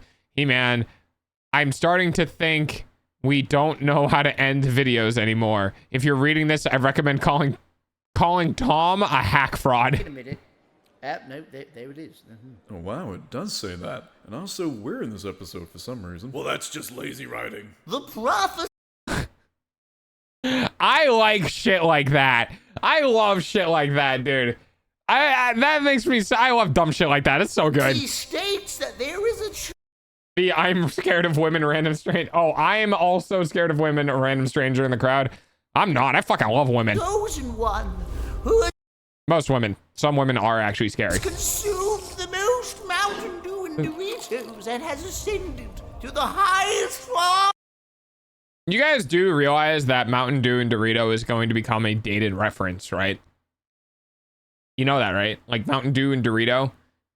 That was like peak in like 2016, which is 3 months away from being a decade ago. And like it primarily came out with somewhere between 360 and Xbox One. Not at the 360 launch, but somewhere between there or a little bit after. Yeah, 2016, next year's a decade ago. There's gonna be a meme reset. That's pretty funny. The world's strongest. Paco is old but cute. Thanks, Mimi. Appreciate it. And he will fuck you. What? What the? Hold up. What the fuck? And he. Wait, that was such good voice acting. Hang on. The world's strongest gamer. And he will. Fuck you. What? What the? Hold up. What the fuck? Wait, what the And fuck? he will vanquish the evil of these lands. Impossible. I am the world's strongest gamer. There is no one who has consumed more Mountain Dew and Doritos than me. There is one. Who? No way. The fucking Master Chief. Chief, you mind telling me what you're doing up there on stage? Sir, finishing this fight. Chief, let's talk this out. If it wasn't meant to be. You know, this is a weird time to ask this, but do you think he's ever gonna make that Verity guide? Probably not. I don't even think he plays Destiny anymore. Should we help him? Or No, he's fine. He's fine.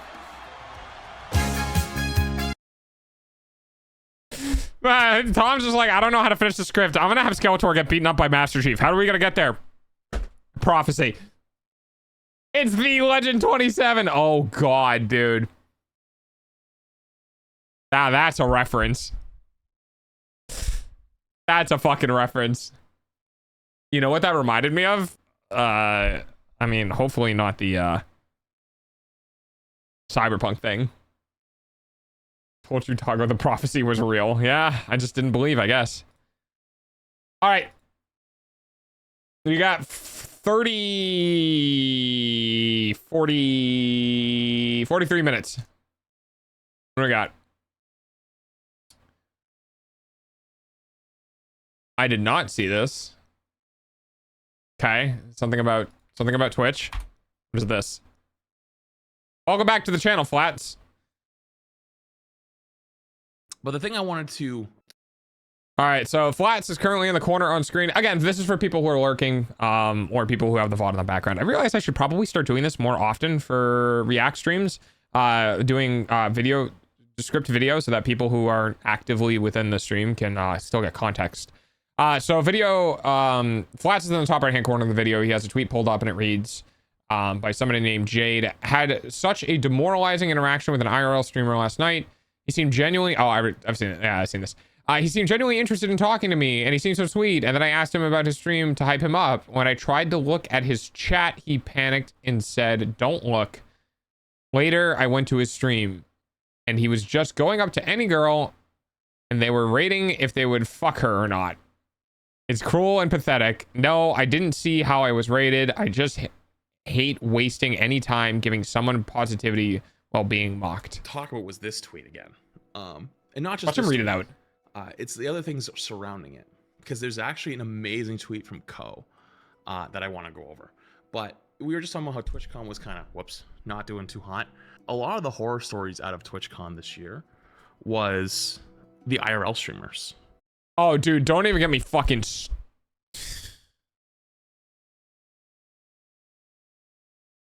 I have so many opinions on this TwitchCon. And honestly, here's the thing.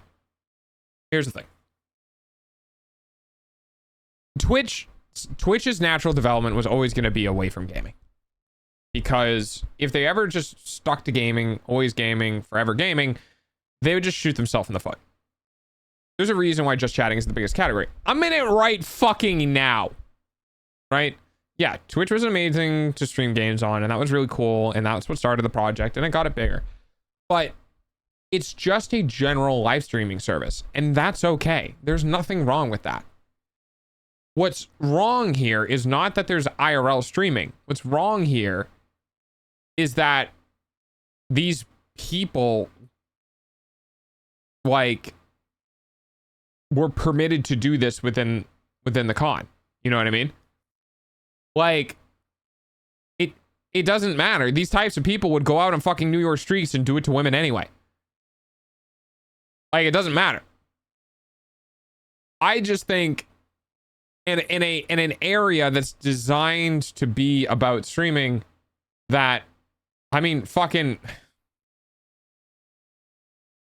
you can't sue a hammer company if someone takes a hammer and beats somebody with it. That's it. Like, that's kind of the long and short of this. People can live stream. People can do the shit that they want to do. They're going to do IRL stuff because maybe there's some really wholesome people out there who like, I just wanted to meet a bunch of people in cosplays and I wanted to show them off of the channel and I wanted to get them hype up and I think it's really cool and yada, yada, yada. And then people, thanks. And then people would be like, that's awesome. This is great. This is fantastic. I love this. This is amazing. Yada, right. And then you have people who do this. The thing is that people who do this need to be punished. Or you need to take away the ability to use the hammer at all and make it not possible to stream within the con without getting yelled at, essentially. Which wouldn't happen because people would figure out a way. And that all the just chatting / IRL streamers have like taken over. And apparently most of TwitchCon was just people running around trying to clip farm, right? Getting in people's faces. I've already seen a bunch of clips that went viral. You know, there was like the Peachy clip that went viral with Jack. Didn't know about it. Nuts is, and it's like that's what they do. Like they're trying to. I love being so disconnected from my work sometimes. Cause like, yeah, I'm in the VTuber sphere, right? I stream. Yeah, I'm in the streamer sphere. I stream. But like, dude, literally sometimes I am so far away from this shit because I don't really consume Twitch as a media. Like, I'll watch my friends stream because I want to support my friends, but not much more than that. And so I watch shit like this and I hear people about doing them. It's like, oh my God, this mega viral clip where somebody did this horrible thing. And I'm just like, yeah, I didn't see it. Like, how could you not see it? I'm like, yeah, I just don't look at that shit. Get reactions out of people. They're trying to like, quote unquote, clip farm. Well, you can't do anything about this though. You can't do anything about this. This is like saying the news is always bad. We should ban bad news on the news. You want to know why people do it? Because it fucking works. What, like, if it works, people aren't going to stop unless it gets punished. Make it stop working. We can't. Oh well. And like, you know, yeah, it's this weird reality where like a lot of like the biggest creators especially have tried to like give back, right? Like trying to teach the next generation of people like how to be a streamer, how to grow, right? Yeah. And a lot of people talk about clip farming, right? Like quote unquote clip farming. And there's a lot of people that do clip farming, but it's like clip farming can be useful. In my opinion,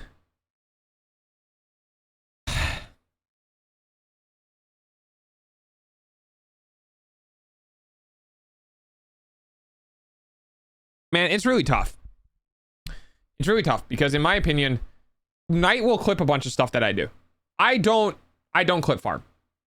Obviously, I want to be very, very honest. I don't clip farm. I just randomly become unhinged because that's just my personality type. I think something funny, I laugh about it inside of my head, and I do a funny voice with it. You know what I mean? Like, that's just who I am.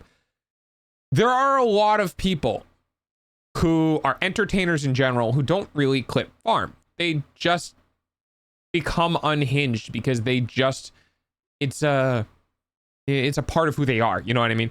It's just fun. It's fun. It's silly. You want to entertain your audience. You want to make people laugh, right? So you get a little unhinged. You get a little wonky. You get a little funny, little haha, right? And that's just what you do.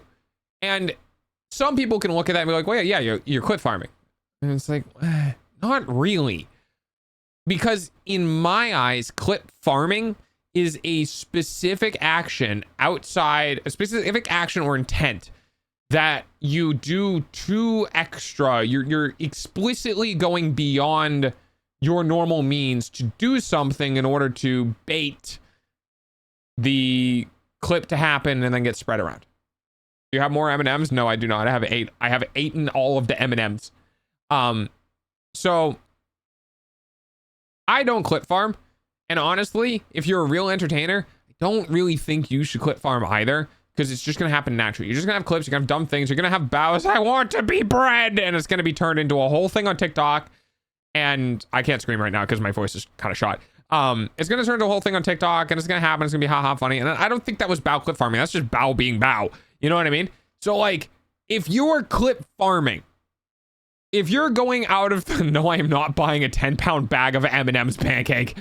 If you're clip farming, if you're going out of your way to do something idiotic or dumb or stupid or like for the gram levels of bullshit, like we've been doing for literally years, by the way, clip farming back in the day was just the cinnamon challenge, was just ice bucket challenge, was just pick a fucking thing.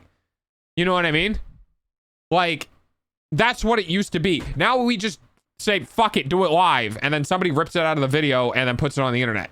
Like, it has always been around. It is always going to be around. It is always going to happen. Now it's just being pulled out of live streaming. Doing it for the Vine. Yeah, exactly. It has always existed. So, we're not going to fix it. We're not going to fix it. It's always going to happen. It is forever going to happen. And it's just because that's what people want to watch. Because people want to be in extremes. They want to be part of things that are like emotional. Maybe that's a good way to put it. They want to be part of things that are emotional. Good emotional, bad emotional. They don't give a shit. They want to see something that invokes an emotion. Happy, sad, or anger. They want to be led and entertained in that capacity. And clip farming normally means they do a thing and it makes them emotional in some way and they want to watch that. Always going to exist. How do you clip farm? Well, you have to have a clip that's like kind of like goes viral. And how does it go viral? It's either really funny, it's a kind of outrageous, whatever. But like everyone has to kind of one up themselves. And so we went past the point of like 10 years ago, the big clip farms were like 360 no scope off the top of a building and the whole lobby goes crazy, right? To like insane pop-off moments where the streamer like hardcore reacts and it's funny. Then you get to like 2020 and it gets to more like, you know, not really the pop-offs, but more it's like reacting to something, right? Like, hi, that's me. That's me. That's me. I'm doing that right now.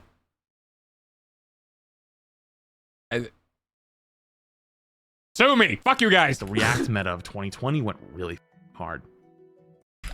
Okay, in my opinion, I love React content. I love React content, and I love React content because I don't give a shit about what's on the screen. I love React content because when I like people and I watch people, I like hearing their thoughts and opinions and processing on things they're watching, because it is a way of feeling that sort of like it's entertainment and understanding, right? In some capacity, I do that, yeah. And in some capacity, it's like hearing somebody react to content is like getting to be a part of a conversation, even though you're obviously not there. Hearing what they think about things and hearing how they do things or whatever, it's interesting to me because I want to hear. It's almost like a one-sided podcast, if you will. I love React content because I just like the extra layer. Someone get dog a 20-pound bag of M&Ms. I like the extra layer that reacting adds to content. I do. I like it. I just like it. So I actually don't ever think that React content is going to be a fad thing. I think a lot of people agree with that. I think a lot of people like seeing how people feel about a certain situation and how that can differ from person to person. You know, you can find some people who are empathetic with the situation. You can find some people who are apathetic towards a situation. You can find some people who are super analytical about a situation. It gives you different perspectives on things, and I think that's good. I think if you get stuck in an echo chamber with only hearing one person and you take on their opinions, then it's bad. Because Flats has done shit that I just straight up don't agree with. I think Flats is a smart cookie. He's got a bachelor. I think a bachelor's. I don't remember if he has a. He went into business. He went to college for business. He's a smart dude.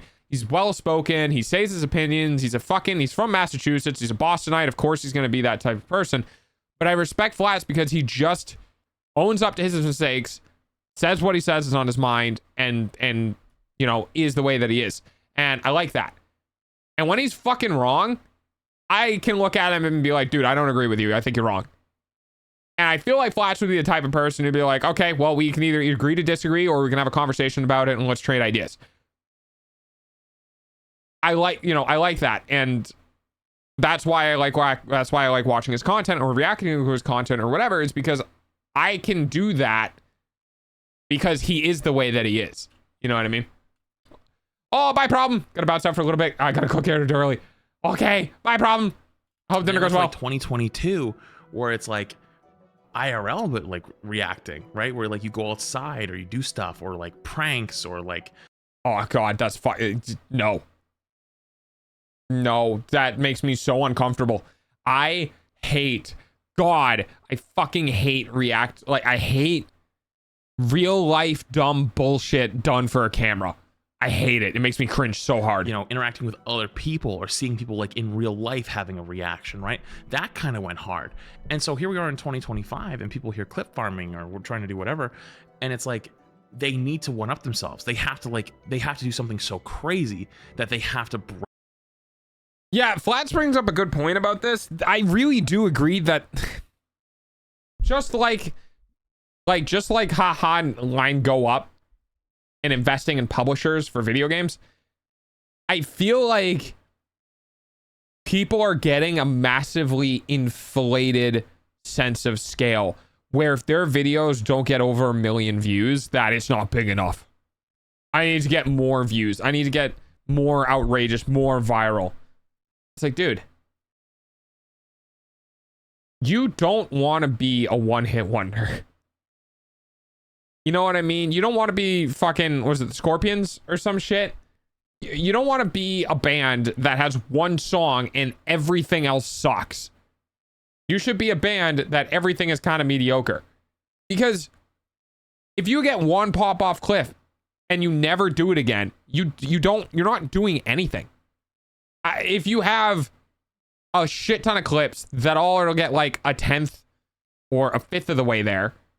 Now, like Maroon 5, yeah. Now you have consistent content that people enjoy. It's advertisements. Yeah, everyone wants their 15 minutes of fame, but no one gives a shit, dude, on the internet. No one fucking cares. People watch a video and go, wow, that's crazy, and then move on. They don't look at who did it. They don't look at the name. They don't go subscribe to the YouTube channel. They don't go to fucking Twitch. No one cares. What do you think there are so many re-upload channels out there? Because people go and swipe by and they go, that's funny, and then they keep going. You get one pop-off clip, cool, awesome, good for you. Maybe your name gets out there a little bit. No one gives a shit most of the time. Why would they? This is the first time they've ever heard of you, and then something happens and they go, oh, interesting. And then they swipe on, they scroll on, they go to a different video. The conversion rate in this industry is so bad to go from any form of media to another form of media. It's like pulling teeth. So you get one amazing video, 10 million views. You make like maybe $2,000 off of it if you get any fucking money from YouTube or TikTok or whatever. And people comment on it. And then all you're going to be remembered for is that one dude that did that one thing that one time. Like, cool. Now you have this as your name forever and always. I'm gonna go take a shower. Bye, Fang. Unless you're like a dang Karen who's gonna hunt you down to get you fired from your job because they didn't like the way you pronounce the word. Yeah. Like, your clips are advertisements. That's kind of what they are. Your content, stream or long form, is like your core content, and your shorts and clips are advertisements.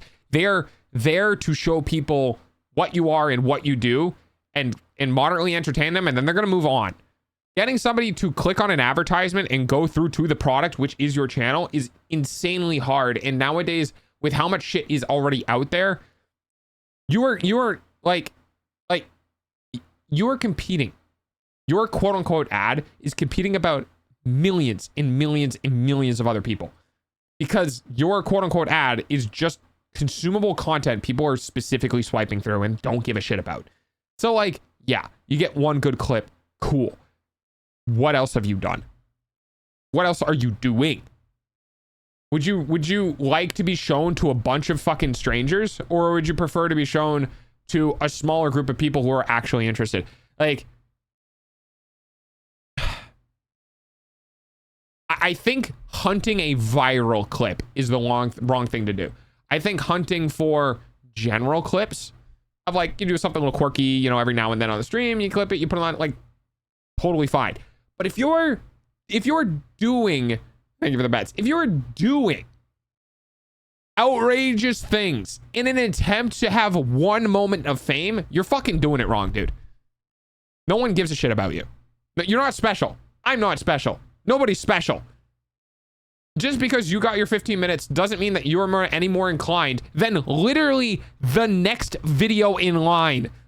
That is a new viral clip. And the next video after that. And the next video after that. Because just because it's your one time, well, congratulations. There's 500,000 other people who are also concurrently getting their one time.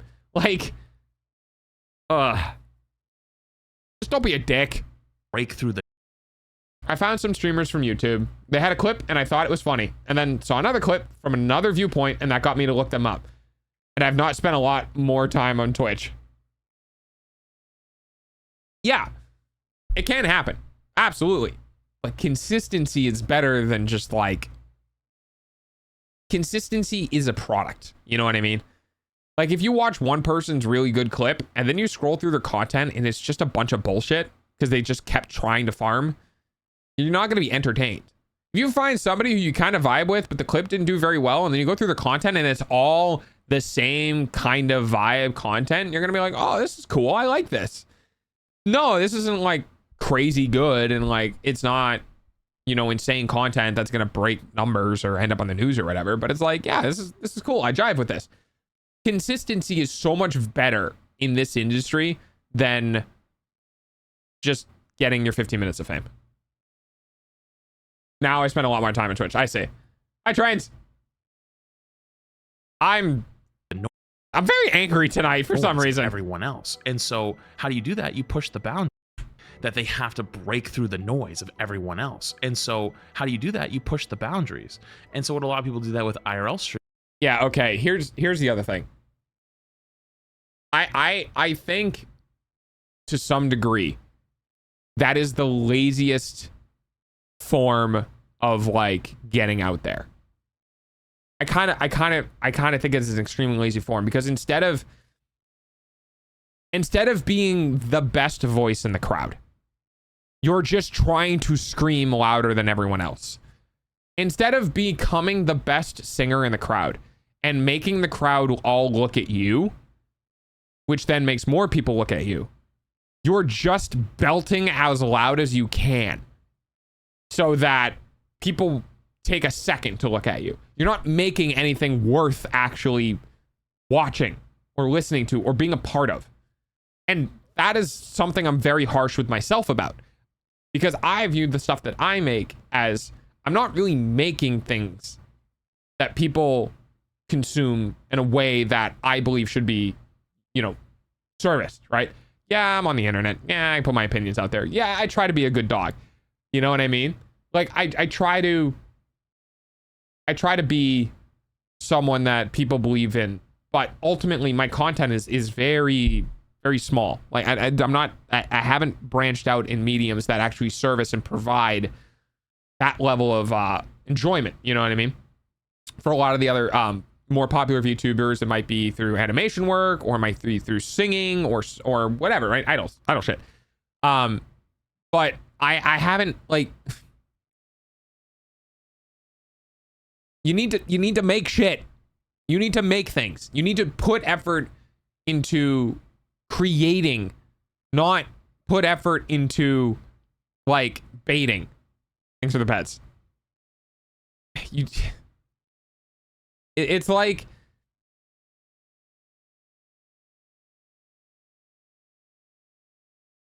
yeah. streaming is trying to elicit reactions, trying to start shit. And it's why I've never done any IRL streams or never done like vlog content. Dude, I went out with me and Retro, we were at BlizzCon like 2023. Retro, and that's the thing is that sucks, dude.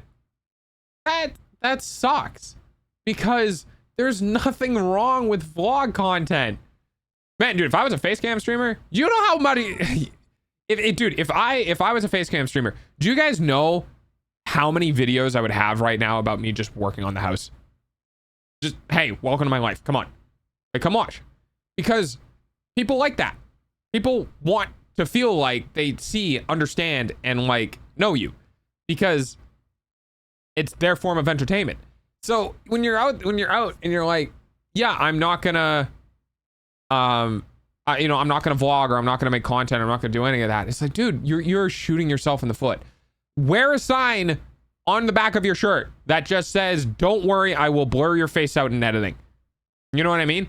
Like, if you're in a one-party consent state and you want people to be reassured that you're not, they're not the focal group of it, whatever, you can wear something or do something that informs people around you that, like, hey, don't worry, your face will be blurred out when edited, or whatever. Hi, comment writer.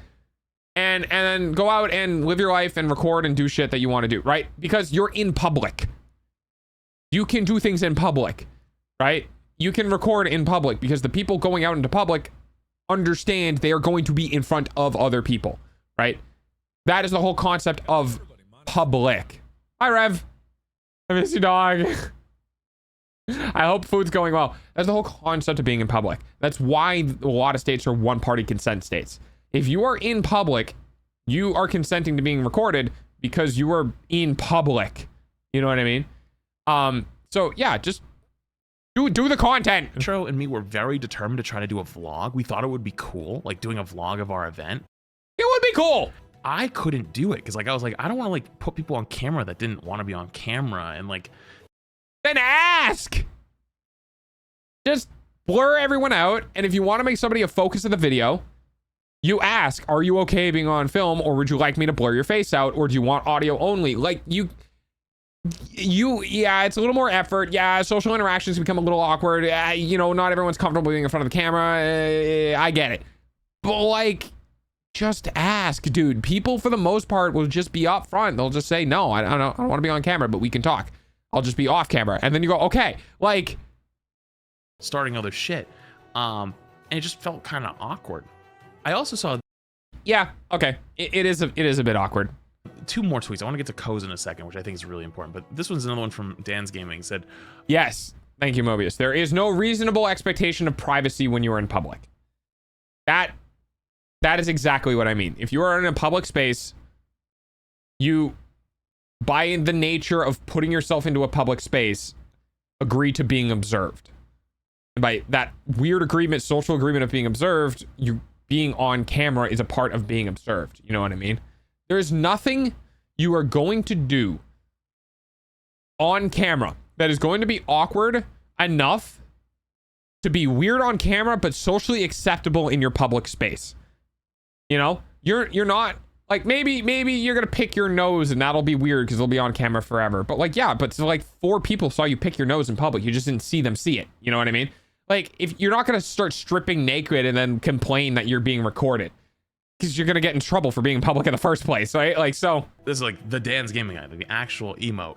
It said one of the most annoying things at TwitchCon, one of the most annoying things at TwitchCon I've been to in the past was people shoving their cameras in your face while they were live streaming. Luckily, there weren't. Which is annoying. Yeah, it seems to be vastly more rampant now. Yeah. If somebody walks up, and shoves a camera in my face, I'm in public. I'm gonna be like, okay, whatever. But if they start like berating me or asking leading questions or like whatever, I'm gonna be like, yeah, dude, I'm not talking to you. And you walk away. And if they start like following you, you can basically tell them like, hey, I don't want you following me. I want you to leave me alone. Because at that point, anything after that is just literally harassment. If someone has indicated to you that they don't want to converse with you and they don't want to be they don't want to have anything to do with you, by law, continuing to do that is a form of harassment. And then you just get the person's name. Like, you don't need to get cops involved. You know what I mean? But like, you as a human being have a right to disconnect from situations in public. And if you don't get to do that, the other person is infringing upon that right. There's a fine line between being recorded in public and being subjected to dickish behavior. 100%. Yeah, absolutely. Is this AI? What on the screen is AI? You know what pisses me off? When people have really loud phone conversations in public, like loud, like I can hear every word from the other side of the street. That is just public. What's happened? It's getting more and more. Yes, dog is AI. Yes, I am. Want to be the next attention grabber, right? What's the point of TwitchCon if everyone's standing around on their phones just trying to stream and clip each other, right? Like, wasn't the whole point of it like a community thing in the beginning, right? Like, it's like streamers in their community come together, not just a bunch of streamers trying to like harass each other or like, basically acting like paparazzi. It kind of seems. Is it a real person behind it or what? Do I sound like an AI? Yeah, no, I'm a real human being here. There you go. And I bring up all of that. No, it's AI. Sorry, ruined your immersion. Someone explain VTubing. Pause. Yeah, free pause. Because I want to talk about this tweet. Oh my god, that was a fucking... Okay, that was a lot. Which is... Pause, fofui pause. Comes off of this. And said, this is where we start the petition to have Ko be the CEO of Twitch. Oh my god, okay. Where do I even put this? I guess that works. Don't know who Ko Carnage is. Ko Carnage has been around since like the dawn of Twitch. The guy basically just streams in his own lane, plays a lot of like single player games. Dog, where's your Australian in your genes? Why does nobody want to spread misinformation? Because I'm the streamer. You know, I have an obligation to not do that. I can laugh into my chat, but if somebody asks me a question, I need to answer, you know, truthfully, because this is what I am. Oh, nice 15 stream streak. I'll spread misinformation with you. Do it responsibly. Play some multiplayer games too, but like, things that like I've seen a lot of from like anything from like Stardew Valley to like he was playing Battlefield recently, and basically just kind of keeps to his own thing. He's voice acted a few times. I didn't know that actually. But this I think would say like I think he was one of the original blueprints of how to be like a chill vibes Twitch streamer. And so he quoted it. Something very interesting. Yeah, Cyberpunk, like, yeah. Oh, he's in Cyberpunk? Wait, who's he in Cyberpunk? He's Gary the Prophet in Cyberpunk? Wait, I didn't know that. Oh, he's cool. in BG3 too? What? Dude, I didn't know that. I tell you, I learned. Anyways, though, he quoted it, and I think this is something very interesting, and I want you guys to hear it. Nah. Firstly, I'm not qualified in any way, but thanks for thinking about me. Mainly, but there is one important reason I could never lead, or help lead Twitch. What I would do is not popular. Oh, this tweet. Yeah. What do we got? We got 12 minutes. Okay. I would do. I'll let him read this out. People wouldn't like. What I would do would lose money. What I would do is change the system fundamentally. Do you just need to restrict people who don't earn money on your platform to... Never mind. We had this conversation earlier in stream. It's back in the VOD. Go watch it. Do to Twitch would most likely not work. What does that mean? The moment when I realized that I, at one point in my career, had more notification than flats. It's not really, it doesn't matter. It's not really dick measuring contest. It's just funny because, I mean, if you do anything, you're going to have more for notifications. I think he literally probably checked this before opening it up on stream and then 4 more popped up. It means if it were up to me, Twitch would become about video games again. No IRL, no politics, nothing that isn't directly related to gaming culture in some way. Yeah, you would lose money, 100%. If you don't know... Speaking of AI, I got an ad on mobile YouTube for one of those dumb games that everyone fails. They had a person, but after the initial scene with a touchscreen TV, it cuts to the person's head where they don't change expressions or move or breathe between sentences. Today, This is the browse feature of Twitch, which shows you every category from top to bottom. Yeah, just chatting having literally, what, 500,000 viewers, and then the next one down being League with less than half of that. Also, holy fuck, dude. What?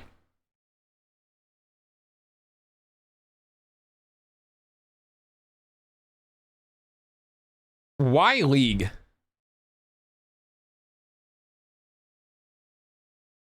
You know? Like, why is it because it's so accessible?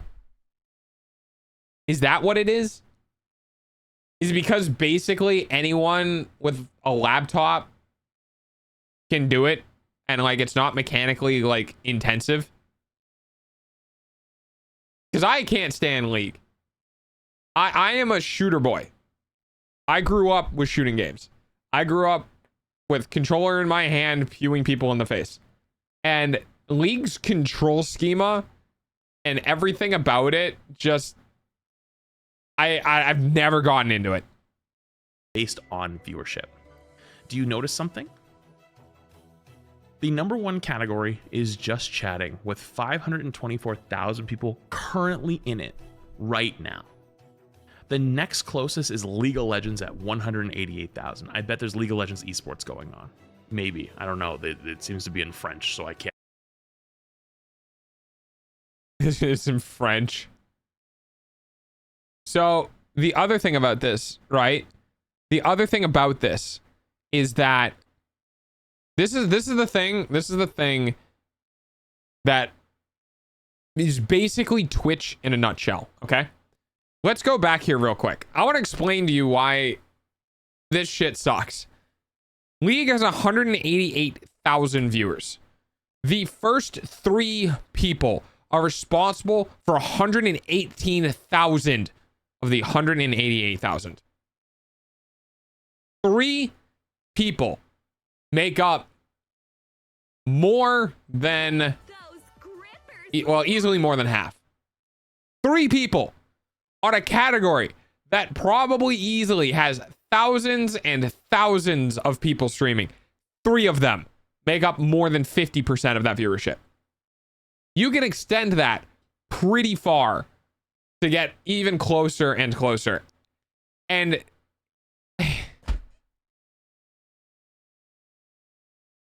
yeah, can't figure it out. The next one is GTA, which is arguably one of the biggest streaming communities on the platform, with lots of GTA RP. I don't know what Kings League is. I'm going to be honest with you. I don't know, dude. Kings League seems like a fucking ad spot. And then Minecraft, one of the biggest games ever, special events, and then Pokemon ZA, which just came out, and it comes down pretty significantly. And then Valorant, and then Counter-Strike, and then Dota, and then IRL, and then yeah. So a lot, and the other thing is a lot of these games. This is what I'm talking about when I talk about content lock. Okay, I've talked to you guys about it. I've brought it on stream multiple times. People end up in content lock, and content lock is you get known for one thing, that's what you do, and the second you break out of that, no one fucking watches you because they don't give a shit. You want to know why content lock happens to streamers? Is because people are content locked. People are. And the way that is easily proven is look at the age of some of these games with how old they are or how brand new they are, okay? League of Legends, old as shit. Grand Theft Auto, old as shit. Kingsley, I have no idea what it is. Minecraft, old as shit. Pokemon and Legends ZA, brand fucking new. Valorant, not old as shit, but it's kind of, sort of. Counter-Strike, old as shit. Dota, old as shit. Fucking FC 2026, probably brand new. Battlefield 6, brand new. Lego Party, brand new. Mega Bonk, brand new. Ball Pit, brand new. World of Warcraft, old as shit. This is what I'm talking about when I talk about, like, you either get people who watch the exact same game forever, or you get people who are just, oh, new game, I want to go see what it's like. And then within 2 weeks, it's gone. And they just go back. And where do they go back to? They go back to the same fucking game they always watch. Is Fortnite old? I think it kind of. I think Fortnite is. Oh yeah, I mean it's almost 10 years old, right? Isn't it like a 2026 game?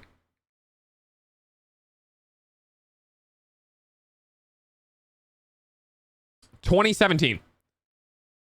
So in 2 years it'll be 10 years old. Yeah, that's old enough for me to say it's pretty fucking old. 2016, 27. See, the battle royale mode for Fortnite, which is where I think Fortnite took off, was 2017. The actual game release date, if we look back at when Fortnite as a whole released,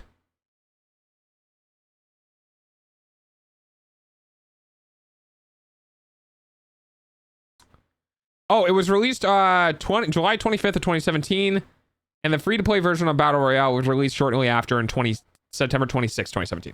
So it's 2017. And Yappa. So, like, yeah, it's old. So, human beings, with their entertainment, go, I want to watch this one game, and I don't want to watch anything else, and I'm only going to watch this one game. And then something new pops out, and they go, I'm going to go watch this new game for, like, a couple of days, and I'm going back to the other thing.